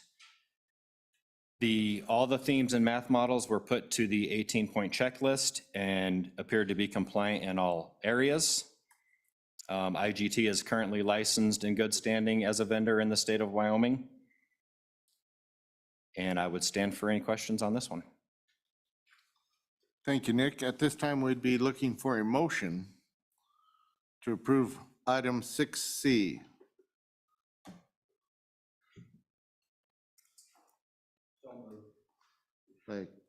Moved by Commissioner Covello. Is there a second? Oh, God. Moved by Commissioner Berry, seconded by Commissioner Covello. Further discussion? Any questions from the commission? Any questions from the public? Seeing none, hearing none, all in favor? Aye. Aye. Those opposed, same sign. Motion carried. All right, Charlie, looks like we're ready to go into the general commission business. Do you want to pass this off to Nick? Do you realize we are on track without a lunch break to be done by 1 o'clock? It looks like it's unanimous. It's unanimous. Quiet back there. Okay, can you keep us on track is the next question. Yes, I will. I know my marching orders. All right. Financial report. And it is larger. It's presented to you on turn my mic on, sorry about that. Item 7A, financials. As you can see,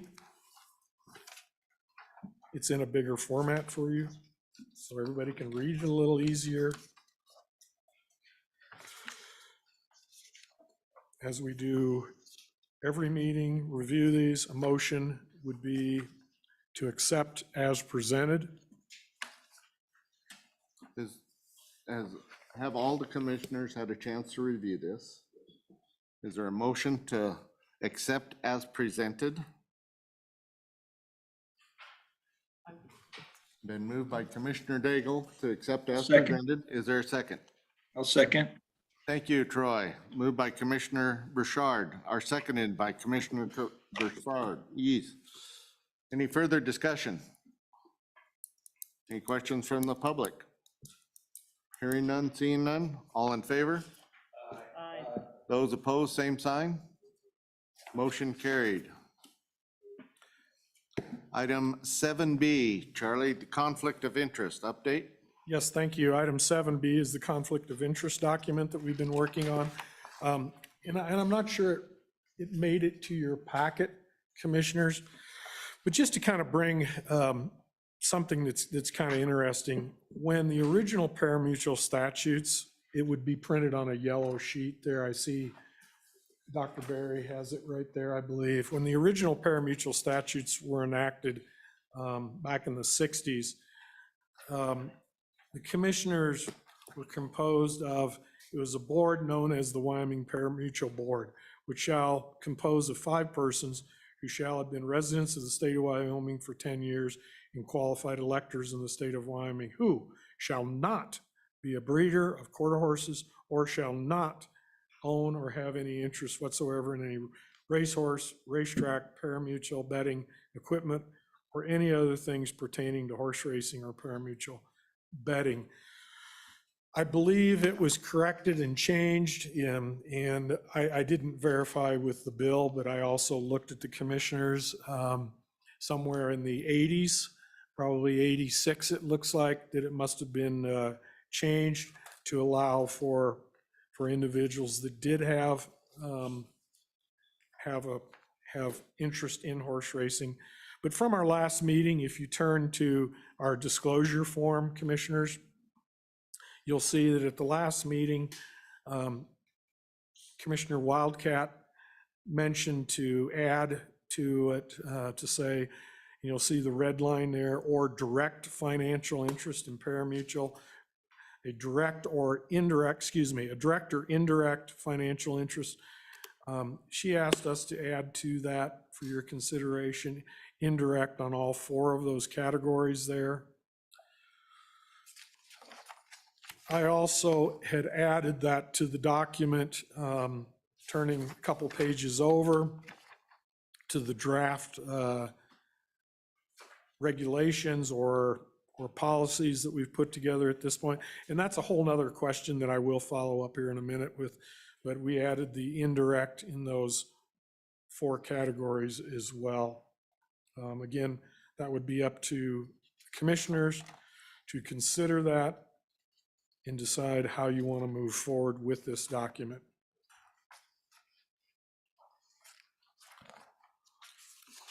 Okay, so are we in a motion stage here, Charlie, or still this is under for discussion? Well, I think a motion to accept it at this point would probably be appropriate. Which direction you want to go? Do you want to go with the just the way it was initially provided to you, direct financial interests, or direct, or add the added language, direct or indirect financial interests? And to circle to the end of the document here, we have the March 29th letter from the governor's office. And, you know, I think we've touched on the majority of these items in his bullet points: direct financial interest in skill games, direct financial interest in historic racing, direct financial interest in online sports wagering, commissioners engaging in gambling through games that require licensure, and then a procedure for disclosing the potential conflicts. So working from the bottom of that and then working our way up, our procedure is laid out here in the conflict of interest form. Additionally, if you look at 1125-104, which is on the second page in your packet, it talks about what a commissioner does if there is a financial or a conflict of interest. You disclose it publicly, which we do. You abstain from voting, which we do, and moves on. So we've covered that. One of the things that the governor did say in his letter, if you look right above there at that first line above the bullet points on the governor's letter, he specifically, I would recommend the commission considers rules regarding, and then he goes in that. Is that a literal statement that he wants rules? I don't know at this point, but I would assume if he says rules, that's what he has in mind, to see rules for this. So what we would need to do is come up with where that would go in our statutes, the placement of that. He goes on the next page to comment on it and say rules of this order would be consummate to other policies. He mentioned rules several times throughout. And then I think what we should also do probably is, as you read his last sentence, or second to last sentence in his letter, he talks about the commission's ethics and practices would serve to strengthen the public's trust in the Gaming Commission. We are already required, pursuant to the Executive Order 1997, I think 04, I believe it is, and that's the Ethics Act that we participate on. And I think a motion would be good to formally adopt that ethics, even though we're already required to. I think it would just be a good faith and a good thing to do, have that in as well. So where are we? I jumped around a little. You did, but it's pretty, we are looking for a motion. And it's been moved by Commissioner Berry. He was first with the green light. Well, Mr. President, I did have one question. Regarding the line that says engaging in any form of gambling, is that limited to a geographical area, the state of Wyoming, or does that include we can't engage in any form of gambling anywhere? And if it's limited to the state of Wyoming, we need to state that. Okay. Commissioner Covello. I agree with Commissioner Berry, and we need to also then exclude any tribal lands as well. Would that be appropriate to exclude the tribal lands, or they are a sovereign nation? Yeah, but we can't, we shouldn't be excluding ourselves from gambling in the state of Wyoming, but we can't exclude ourselves from the tribal lands, correct? I don't think we have the authority to do that. Well, I have a comment. Go ahead, Commissioner Broussard.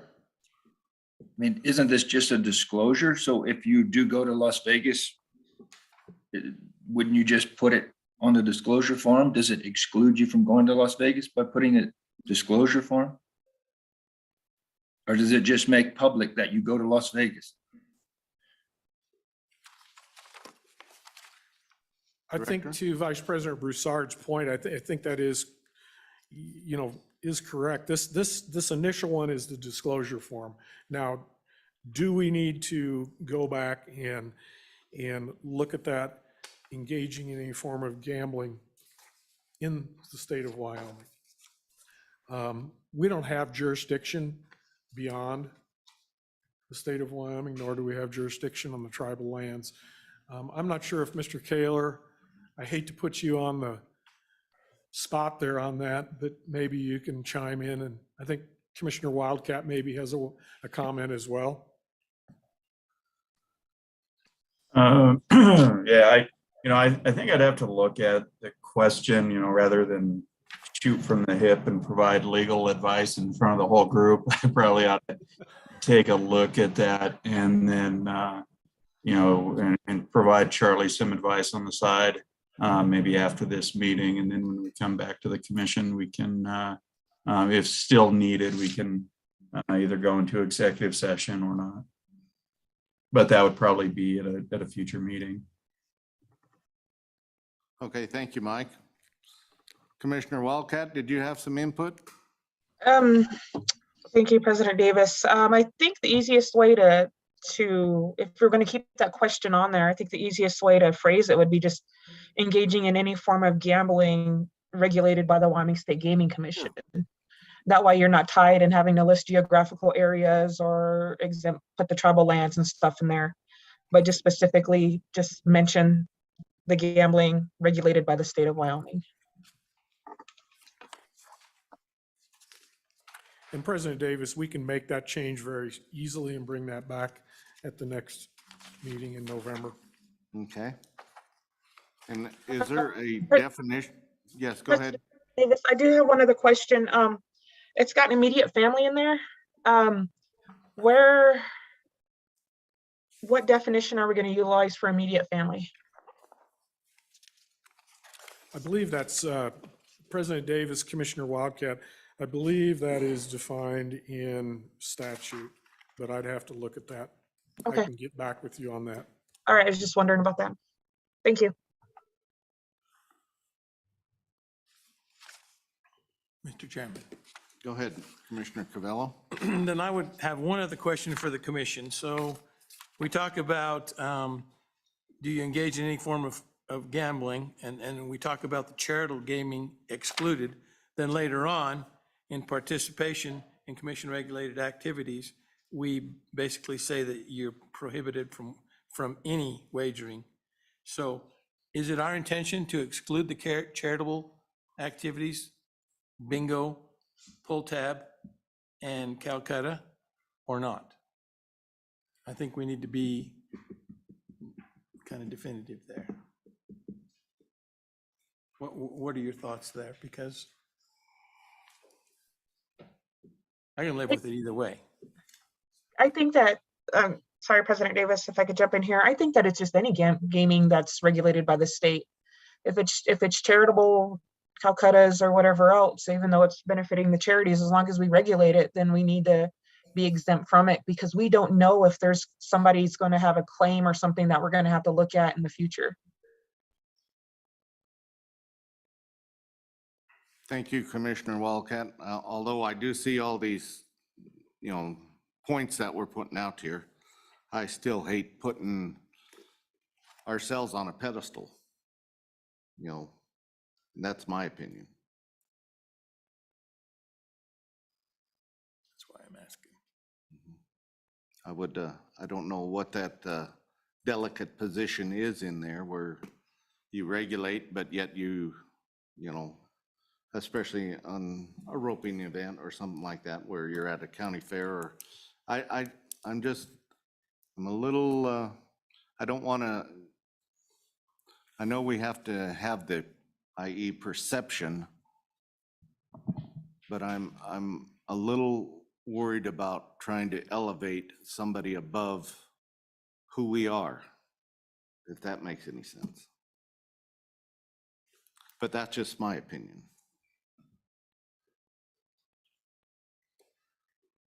With that said, can we make the suggestion or change there by Commissioner Wildcat by the Wyoming Gaming Commission on there?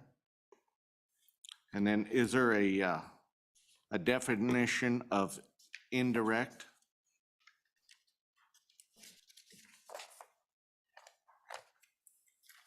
If you, I guess my question is, if you sit on a charitable board or something like that, and that board is receiving funding, is that an indirect?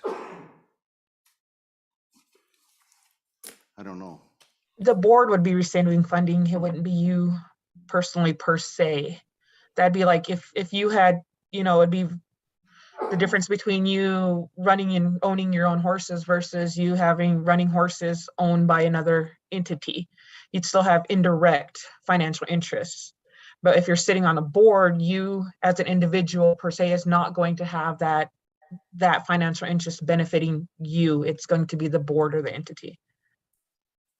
Okay, I didn't know if we wanted to define what indirect could be or would be. And Mr. we President. could. Mr. President, Go ahead. yeah, just another comment going full circle here. If you're sitting on, say, VFW, and you're not sure, then why not just disclose that? I mean, it's not excluding you from sitting on a board. It's just you should disclose anything that you're not sure of. That's the way I'm reading it. Okay.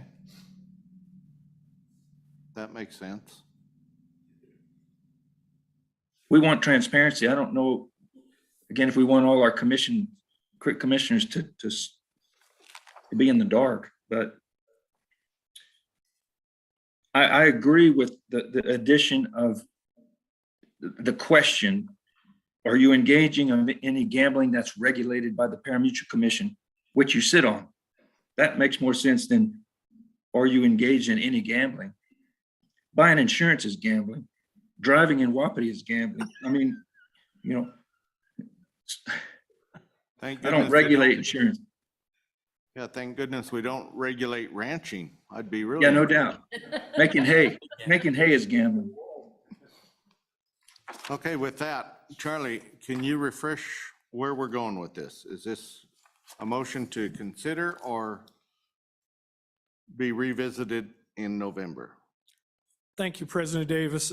I've made notes on the conflict of interest form. I've also made some notes to define indirect potentially on the draft 1.02082422. And we'll have those options for you at the next commission meeting. Okay, thank you. With that, Charlie, this brought up possibly a housekeeping item back there in item number 4B, or no, 4A, on the parimutuel Chapter 8 conduct of racing. I need to be refused from that vote.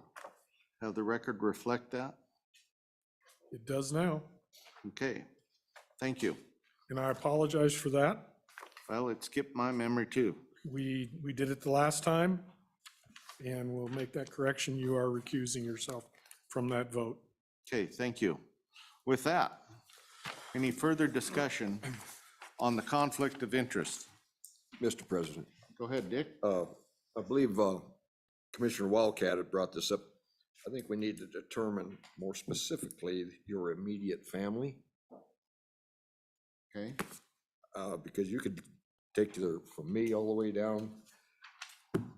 genetically? Yeah, that'd be scary, I know, but I think we need to have something in there there's a cutoff point to where if somebody's passing through and they're related to me, if they wanted to go to a horse racing event, they'd be able to bet on that, you know, even though they're third or fourth removed cousin down the road. I don't know. What does everybody else think? Could we further Immediate needs to be, I guess, detailed a little bit more. define what immediate would be? I agree, that what because you're I just looked it up on Google, and it includes parents, step-parents, foster parents, father-in-law, mother-in-law, stepchildren, foster children, sons-in-laws, daughters-in-laws, grandparents, brothers-in-laws, aunts, uncles, nieces, nephews, and first cousins. Too much. There's nobody left in Wyoming to play.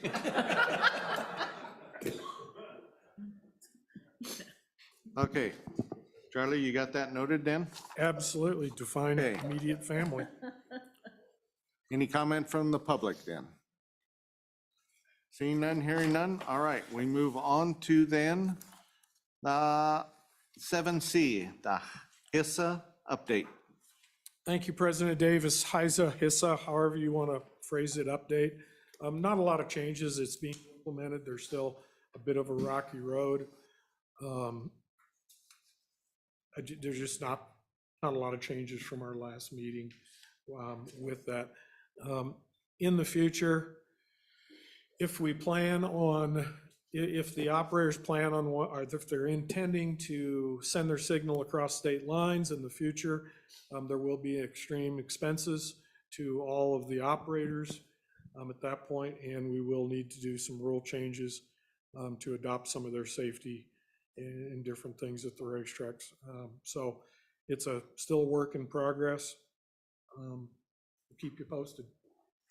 Okay, is there any questions from the commissioners on this? From the public? All right, Charlie, I guess we move on to item 7D, responsible gaming update. Thank you, President Davis. Kelly was excited to be able to present this today, but she is ill at home. I was going to have David do it, but I think in light of the timing and things here, we can run through this. Currently, the month of September is Responsible Gaming Education Month. We have been providing information to the different operators and permittees throughout the state. And again, we'll continue to participate in their programs. There's a link on our website as well to the different opportunities that are out there. Another thing is the 1-800-GAMBLER number is up and running now and supported for problem gambling in the state as well.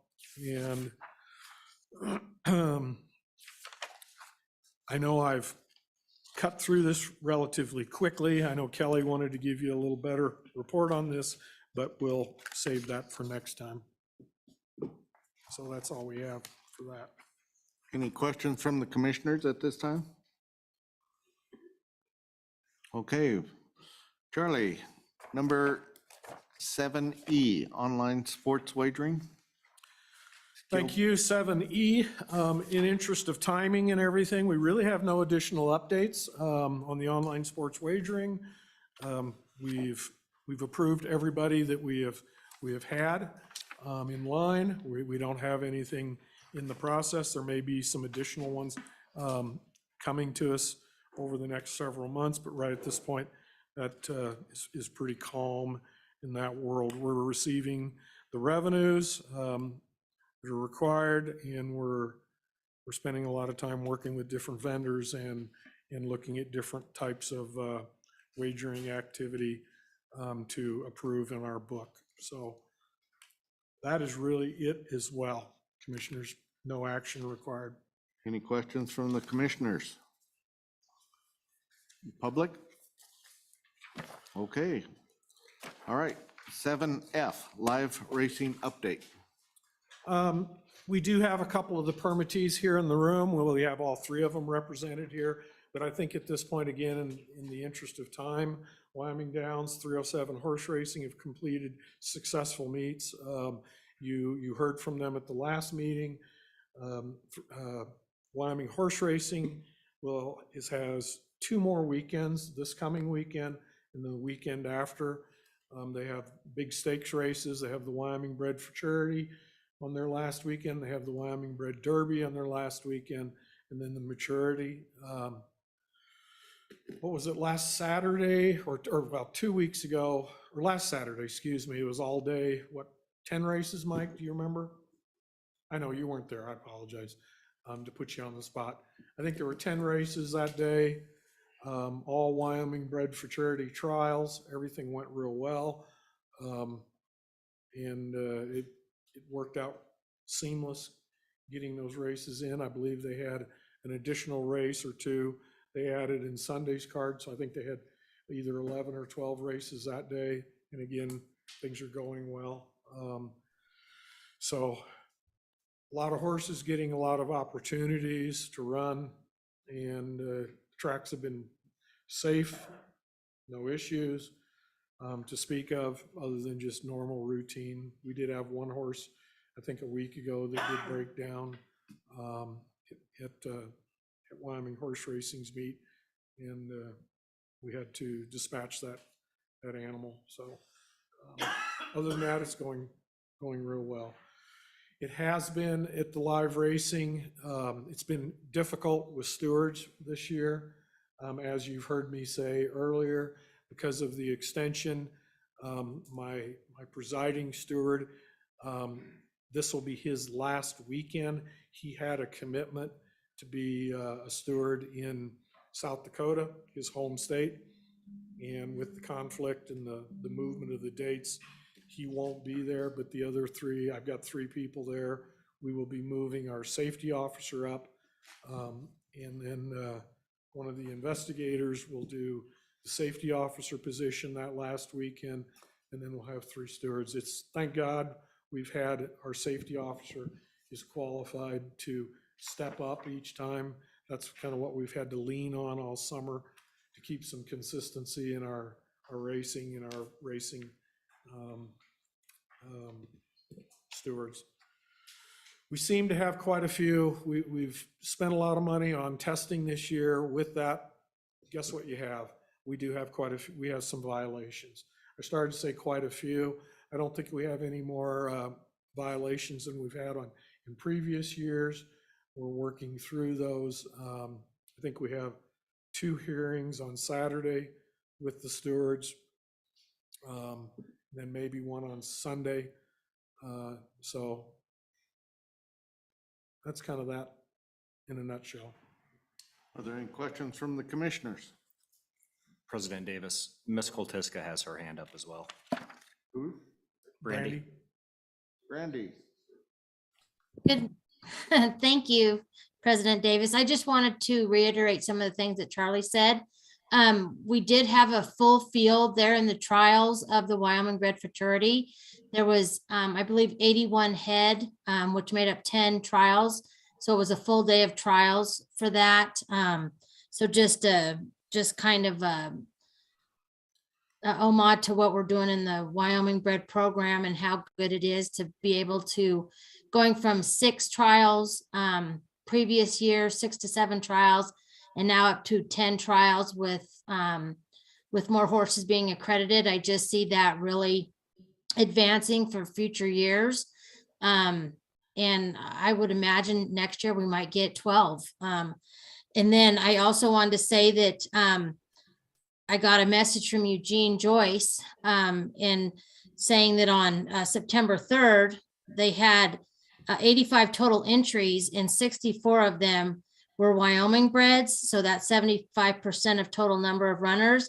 And he said he couldn't fill the card without them. So there again, I just want to let you guys know that these Wyoming breds are getting to run and the program is doing what it needs to do.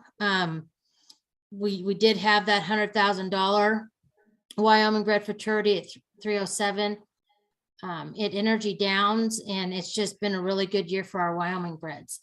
I will give you updates the next meeting on number of live races versus how many were Wyoming breds versus how many were starters and how many of those starters Wyoming breds. But I just wanted to let you know that that the race meets here are doing well because of Wyoming breds, and they're making races go. So I just wanted to add that 2 cents. Thank you. Thank you, Brandy. Any other further comment? Nick? President Davis, I got a quick question, Go ahead. if I may. Commissioner? I didn't know where to ask this or who can specifically respond to it, but I guess it might be Brandy, it might be Charlie, it might be Nick, but it was about ADW and the capabilities of their geolocation, geofencing, and where, if they are in fact fencing out those areas that need to be fenced out. And I didn't know, I didn't have anything on there, so I just kind of stuck it in the live racing. So my apologies if it's the wrong place.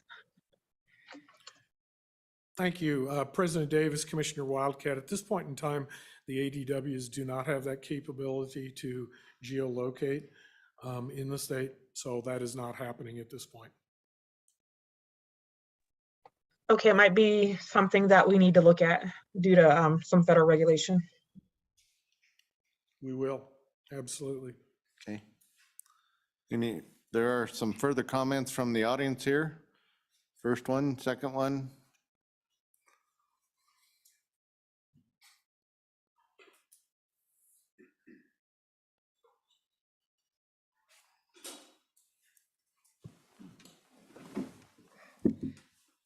Mr. President, members of the commission, Frank Lamb again with Wyoming Downs and Judy Horton with Wyoming Downs as well. We thought this might be an appropriate time to mention a loss that we've had in our racing family just in the last couple of days. One of our trainers, owners, breeders, Ron Mostman, passed away a couple of days ago. He's been a perennial leader in the trainer and owner and breeder standings in Wyoming. And, you know, when we talk about the Wyoming Bred Program bringing activity into the state, he was one of them. And, you know, a real success story in and of itself. But we just thought it would be a good time to address the commission and tell you about the loss that we've had. And Judy, go ahead. We've got a card Yes, here. I have a card here for you to sign. I would like for all the commission or anybody involved with the commission to sign it. And if there's anybody in the room that would like to, this gentleman's been a part of our life for a long, long time. His wife was behind the scenes. She's worked really hard. His son is just phenomenal, and the little grandkids, they had horses too. So the family needs to know that we care. And they are from Utah, but he was a big part of Wyoming racing. And so not to end on a down note, you know, we reported last meeting the success of our meeting, and we're still going through the numbers. It's phenomenal. But one of the things I wanted to mention that I mentioned last time was the per capita wagering. I think that's something really interesting that we need to look at. Since that last meeting, I've kind of researched it a little bit, and not only for us, but in the whole country has seen a rise in per capita wagering, not only in horse racing, but in casino wagering too. They count it a lot different than we do, but their per capita, I have to say it that way because I can't use what the terms they use, is way up as well. So kind of an interesting phenomenon. I don't know if it has anything to do with what this country's gone through the last couple of years with the COVID pandemic and all of that, but it certainly could, and something to pay attention to. Thank you. Thank you. Thank you. Any further comment? Thank you, Judy. You saved me having to say it. Hearing none. Charlie, you want to sign first, and then we'll go on to your director's report and compensation?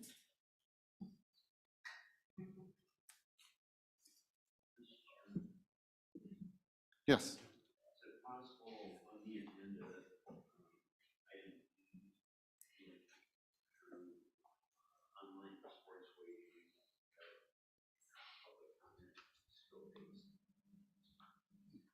Representative Sweeney, if you want to come up to the front table and we'll address that right now.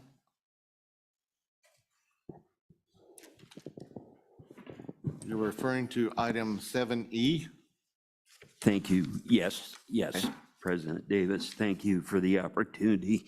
So I just wanted, I noticed on the table this morning, handout on Joan Barron's Sunday piece about skill base and historic horse racing, and that was in the Casper Star. But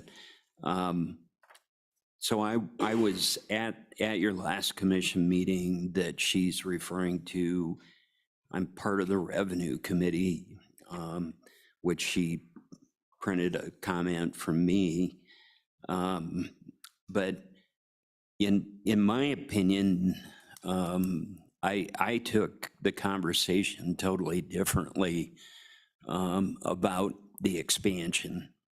And while at the commission meeting, it was on the topic of when the county commissioners came forward and city council from here, I really didn't take it that it was the expansion of skill-based games that in particular our county commission was concerned about, because there has been no expansion. And I think that, not that I'm questioning Joan's article, but I just want to make it clear that I think what the county commissioners here were talking about was in particular historic horse racing on the proliferation. And Nick was kind enough to look the numbers up on the machines, amount of machines on both sides. But I just wanted to kind of clarify that, the article a little further, because the way it looks, it's putting a lot of emphasis on skill-based games and less on historic horse racing on both of their futures.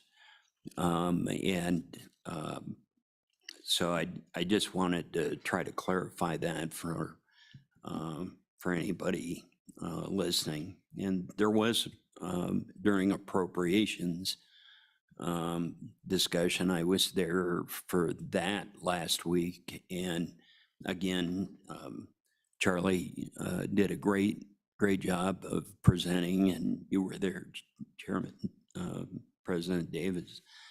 But again, the question I think was asked about expansion and you know, different bits and pieces. So lastly, totally understand the rulemaking process and timeline and all of that, but if there's any giddy up and go to the whole process, I mean, if we're looking at March on skill games, my recollection is that puts us, you know, probably without the Scrivener's error, which obviously caused a lot of angst and problems, but we're probably at 2.5 years if the Scrivener's error wouldn't have been put in place. But so if there are any possibilities on moving that a hair bit quicker, and hopefully and everything will adjust. Obviously, the other is the technical specifications, which we're still working on. How that works in unison, I'm not sure, but those are just a couple of comments, but appreciate reopening that. Thank you, President. Thank you, Representative Sweeney. Commissioners, do you have any questions for Representative? Thank you. With that, Charlie, item 7G. Thank you, President Davis. The Director's Report and Compensation. To follow on Representative Sweeney's comments, last week, President Davis and myself and staff participated in JAC. It appears to be there's 4 bills that will be coming forward from that meeting. And then Revenue Committee, it appears that 1 bill will come out of that and move forward. The LSO 0064, I believe, is the one that they passed out. They did make a adjustment in Revenue, and that was in Revenue Committee. They made an adjustment to that in making the grandfather date as of the date of the meeting, which was September 12th, 14th. I've lost track of where I've been at times here lately. Yes, so it was the 12th. Those are going to be moving forward. Once those bills have come out, commissioners will get those circulated to you. Supplemental budget. President Davis and myself had a meeting with the governor's office and our supplemental budget. We're asking for, that was on Tuesday of this week. We were requesting 4 additional positions, a full-time licensing clerk and administrative person working in the office, dealing with all the licensing and in that and answering phones along with it. We are also looking at another inspector. We're envisioning this inspector being based in the Evanston area to better serve that end of the state. Those individuals will be hitting 5 OTBs currently, 100 and some skill game locations, I believe, and the Wyoming Bred Program. There's over 300 and some Wyoming bred horses in that end of the state. That individual would be able to serve that and also work at the live racetrack some.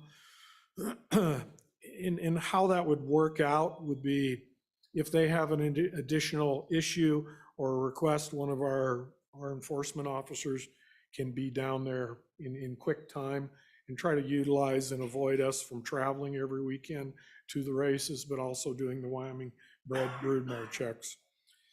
The next position would be more focused on the online sports wagering. This would be a certified peace officer. Again, that would be based basically here in Casper. They would be focused on cybersecurity for all of our OTBs and the online fraud investigations.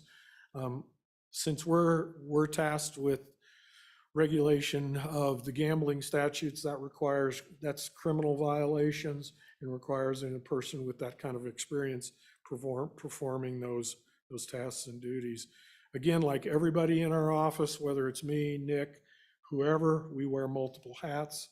That individual too, when there was time and warranted, they would be able to do Wyoming bred certifications as well, hit the racetracks and different things, and just give us another piece to put that together. But their focus would be online sports wagering and that online fraud that comes with that. Then the fourth in position would be another inspector, potentially either based in one of the two, either Casper or in Cheyenne area. Again, servicing, if it's based in the Cheyenne area, they would be servicing all the Wyoming bred horses or OTBs in Laramie and in Cheyenne. And anything that might open, like up in the Wheatland area, they could come a little north, or Torrington in those areas as well. Again, like I said, dealing with the Wyoming bred, the OTBs, and the skill-based amusement games in that end of the state. These would be positions. They wouldn't be office. These would be individuals that would be working out of their homes in those areas. And then, again, as a follow-up, any of the inspectors, since they are not law enforcement officers, and that's by design, they can get a hold of, whether it's Nick, Mike, or Mike Hotard, Mike Steinberg and Hotard, get hold of any of those people, and then they can be down there to perform the criminal investigations. Currently, we have 2 positions that are open. Hopefully, we'll be filling the TPO1 position, which is a temporary position. I think we've made our selection. We interviewed last week, and thank you, Brandy and Laura, for working on those interviews. I'll be scheduling follow-up interviews with myself and with Nick on those 2 people. This individual will be working over the next 9 months as a licensing clerk and doing light secretarial duties in the office, filing the applications that we've received, getting our live meat caught up, and then again, potentially, if the legislature awards us our additional position for a licensing clerk, that individual hopefully would be doing the work that would potentially have the opportunity to move into a full-time position. We have another current position that's open still. We're interviewing next week for that position. We're not getting a lot of applicants, but we are getting quality applicants for it. It's the senior accounting position that we have. Currently, Dee is performing 2 duties. She moved from a senior accounting position to a senior auditor position, and she's continuing to wear 2 hats there at this time, and then we'll transition the accounting part of that to another individual, and hopefully we'll get that filled within the next couple weeks. In your packet, commissioners, I think you should have received, we do have some historic racing and skill-based amusement game forecast sheets in there that looks we appear we will hit $1 billion in total wagering activity in historic racing this year. I believe we hit over 900,000 let me get the number right. 900 million. Thank you for everybody nodding for me. We hit 900 million here just the other day. Isn't that correct, Dee? Yeah, yesterday. So it appears that we'll go over the $1 billion mark if things go in the traditional fashion. Skill-based amusement games, you know, we are seeing, and again, we will see an uptick in that once the rules get in place and everybody's able to expand and do that. And we surely understand the timing that was noted by, you know, the different public comments and things that have come in. But again, you've got to remember in the skill-based amusement games, we had to stop with the Scrivener's error. And we did. We were still continuing to promulgate the rules, but we had to stop at that point. So in actuality, moving things forward, we've been working on these rules for the last, since April of this year. And so we're at a very typical spot for developing those rules. So I'm pleased with that. Also, commissioners, and I sent this to you, I believe, in an email. Dee had provided us with some HHR totals.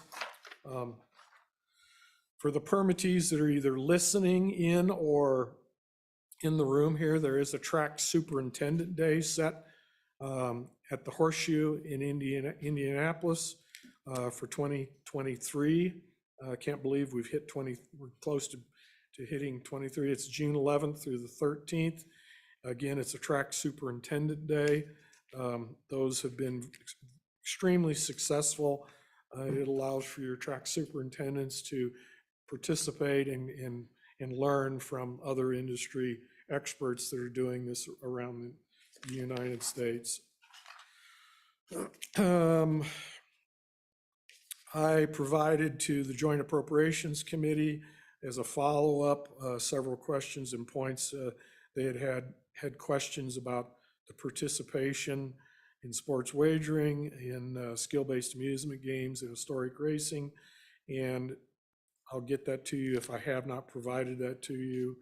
They also had some questions for me about bonding amounts and different things as a follow-up from the JAC meeting, and then also licensing manufacturers and then licensing vendor employees. Something that was stated during one of the meetings, that games cannot be manipulated. Well, you know, if you have player interaction, there is the ability to manipulate a game. While there may be a lot of things that are in place to avoid any manipulation, and when we have games, whether it's at an OTB or a skill-based amusement game location that doesn't have an individual watching real close, and that's why our rules are going to cover some of that for the skill-based amusement games as well.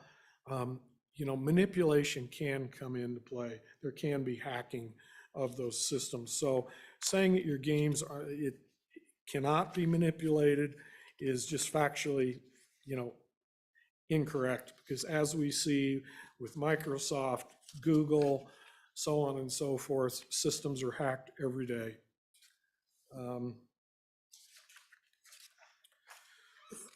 At the JAC, one of the points that we made or we're trying to make was licensing of individuals. And again, we feel that it's very consistent with all gaming, whether it's high profile, commercial gaming, tribal gaming, historic racing, or skill-based amusement games.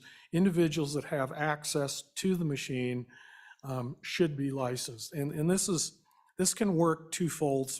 And Mr. Laramendi, I believe, he explained that at JAC a little bit. But, you know, if we're licensing those individuals, that's also very helpful for the operators, because we are vetting those, we're going through those. And so there's a give and take and a helpful thing there for everybody involved. And again, we're not talking about a lot of people. Basically, if you have a key and you can access a machine, you know, I feel from my years and experience in this, and then also talking to industry experts, you know, on all sides of the fence. If you have access to those games and have access to any of that piece, you should have a license. So moving forward, JAC will make that determination, and it'll potentially be debated. I think that's it, commissioners, other than the compensation piece, and I don't know how you want to handle that or if you even want to handle it today. Kind of give you, I guess, a real quick update and bring us forward. You know, in the compensation memo that I sent you, and I have copies of that with me today if you want to read it.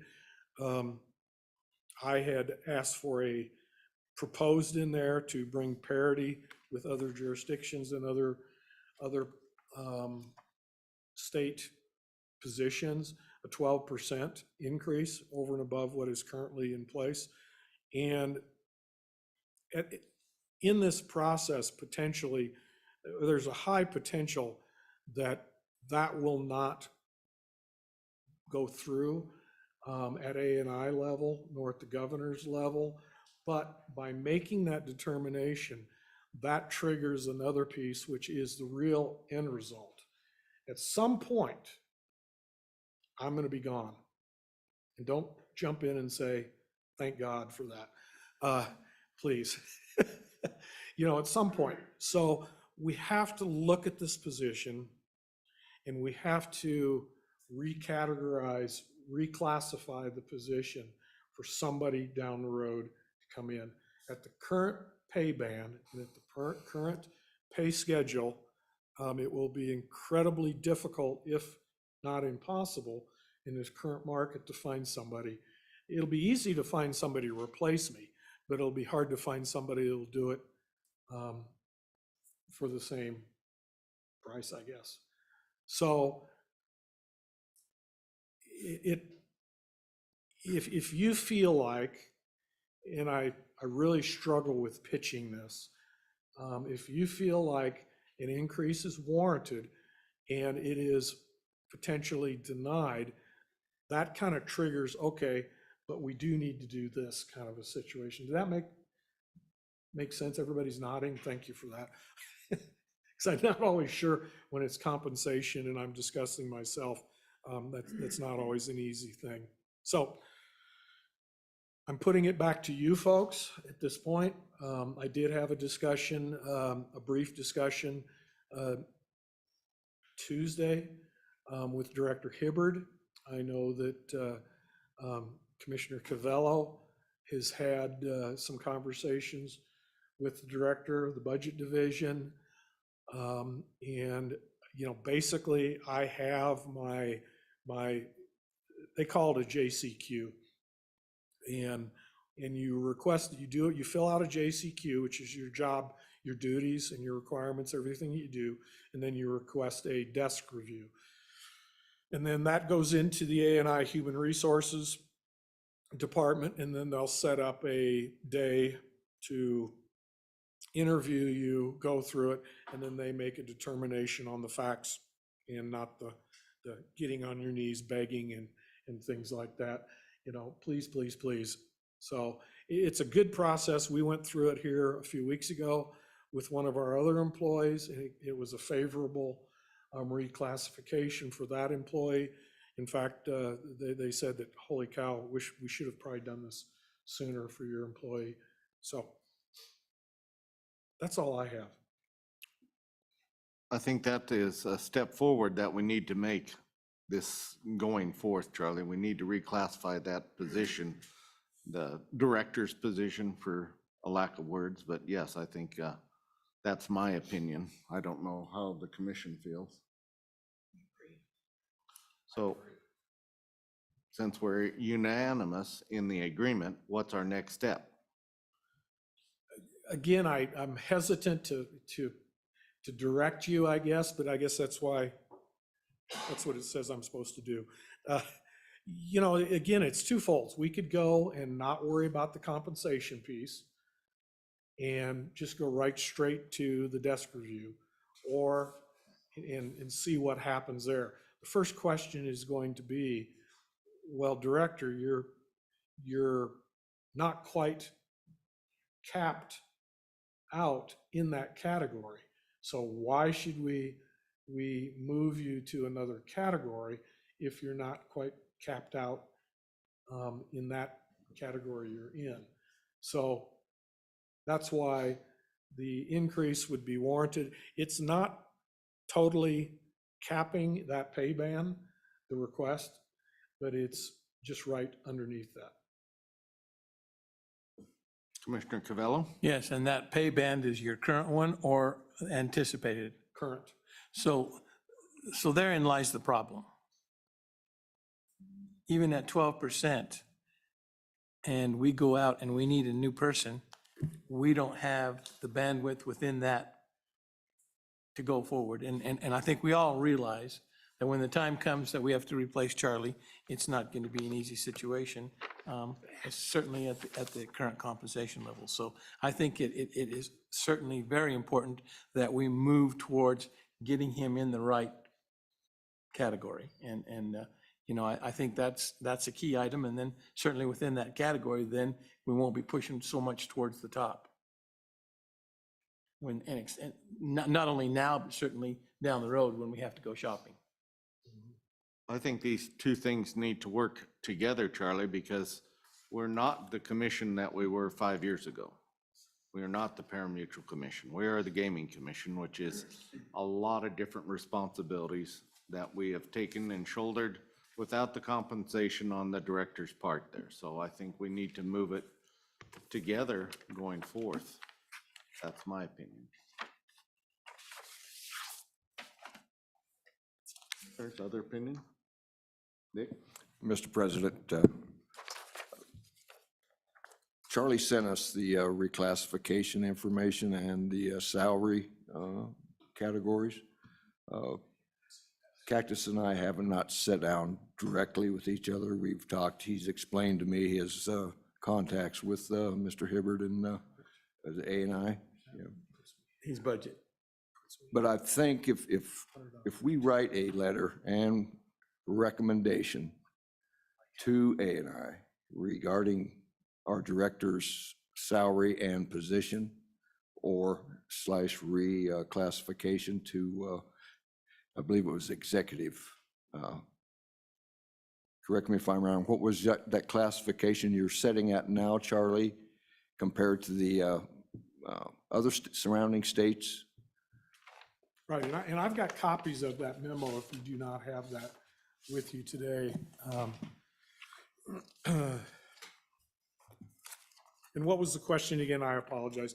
Real quickly here, I'm an EXO FO5. And so that gives me, that's a pay band. I don't have the total pay band, but it has a max on it of 93 and a minimum of 62 on it, I guess. Yeah. Correct. And where we want to get you to is to that next classification above that?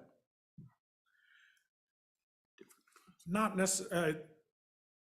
That would be the determination of A&I Human Resources after they looked at it. But yes, it would be to move it up.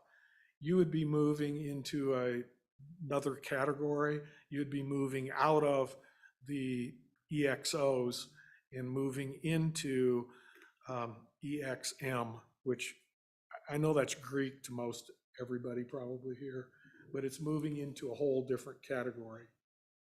And that's important because in order to attract a qualified individual from another area, we would have to have those type of allowances or salary classification in place. Right. And then, as I understand your questioning, that is correct. Okay. Commissioner Daigle? Mr. President, if I could, Charlie, I assume your job description has been rewritten and revised to include all of your new responsibilities and the expansion of the commission's duties, et cetera, that you're responsible for? President Davis, Commissioner Daigle, no. And that in itself is why doing the JCQ, which would deal with that. So if I may follow up, then who does that revision of that? Is that something that you take on? Is that something that Commissioners Cavello and Cura have been working on?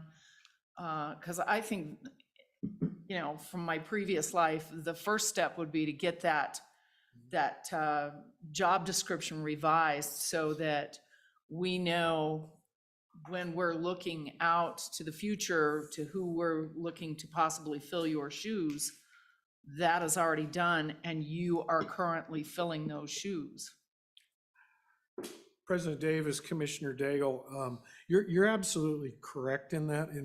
And with the JCQ, you know, typically how that would work would be, I would complete the document, and then President Davis or whoever superior would review the document and then sign off on the document.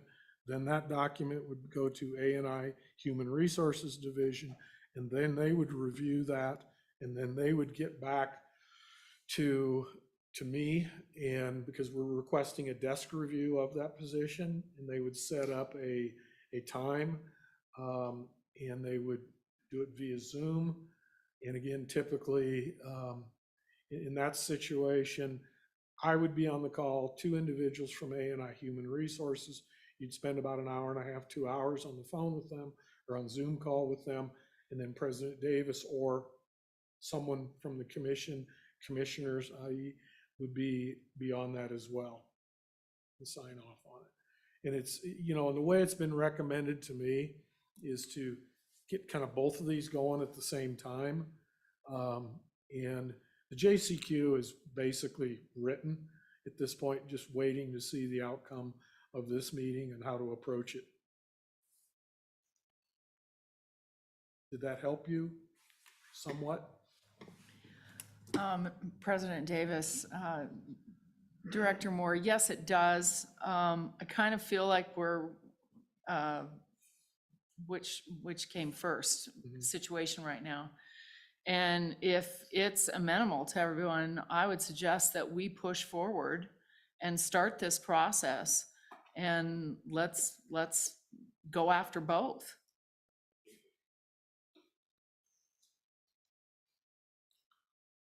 Commissioner Pacheco? Mr. Chairman, so my question would be to Charlie. My question is, if you look at the, here it is, the EXOF05, which you're at now, and moving to an EXMTO2, is there another one? Is there a TO3 or something like that? There's a TO3, TO4, I believe. There's several. My question is, is this not the appropriate level? Should it be one higher so that if you do get it through, you have that latitude to attract the compensation for the real work that he's doing now, or that this position is doing, or has been required of with the statute change and moving forward? President Davis, Commissioner Pacheco, that would be a process of A&I Human Resources Division. They would make the determination. If they decided it needed to be higher, they would move it there. It's not that we're not undershooting, we're not overshooting. We're just hitting to the next one, just as logically go to the next one. And then they will look at that and make that determination where that person should sit. Mr. Chairman and Charlie, to your point, but looking at these other compensations through other states, it may be the wrong shot. It needs to be a little bit higher. As Charlie pointed out, that would be up to A&I to determine that and what our predicted future workload is. Sure. You know, what is i.e., the challenges that the Gaming Commission will have in the future. Mr. Chairman, I think it would be imperative that we ask to be a part of this meeting when it happens with A&I and also with the budget folks, because essentially Charlie works for us, for the state of Wyoming. And of course, we serve the state of Wyoming, but we have a responsibility to the state of Wyoming to make sure that we're doing a good job. And the future of this board will be critical when we lose Charlie.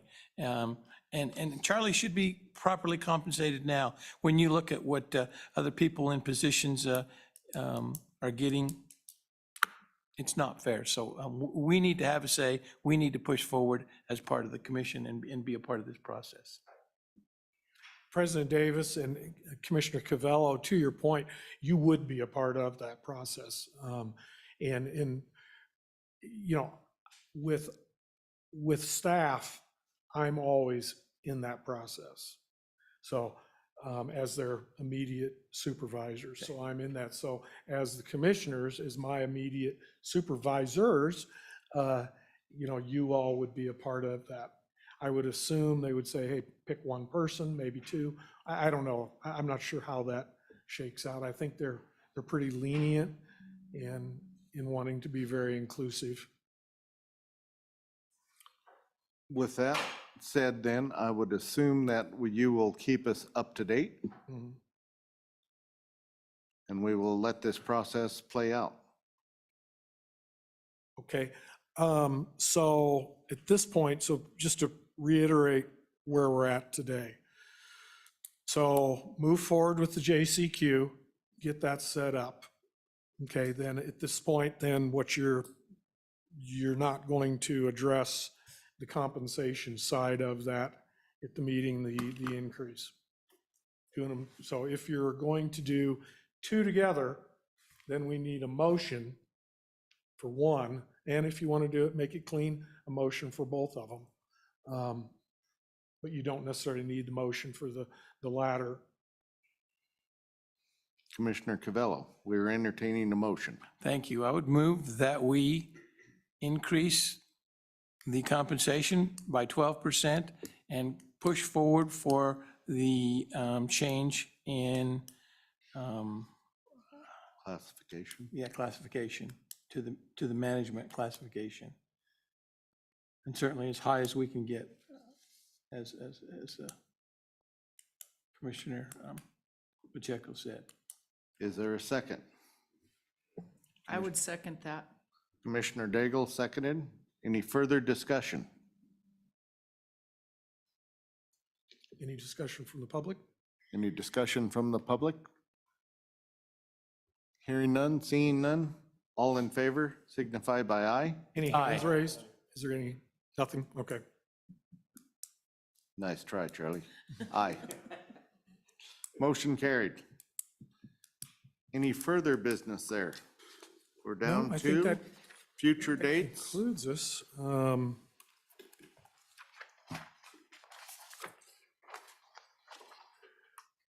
Future dates, we may have, or we have no executive session, commissioners.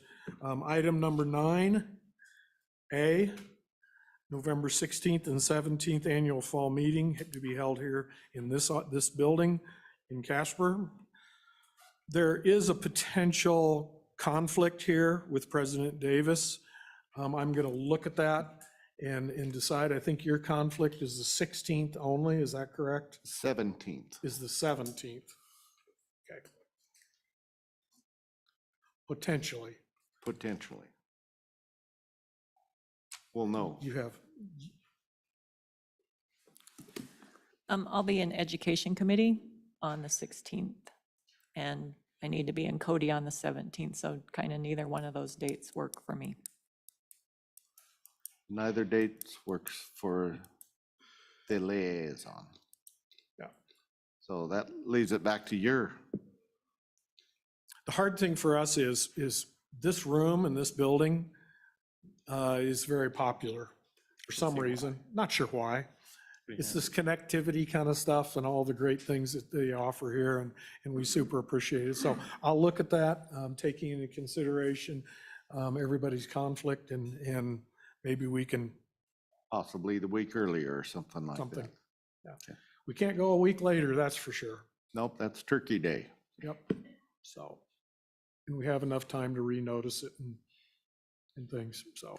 Any further business? Any further questions? Meeting adjourned. Record time. Thank you, everyone that's on Zoom. Troy, Jenny, thank you very much. Mike, anyone else that's joining us, thank you for participation.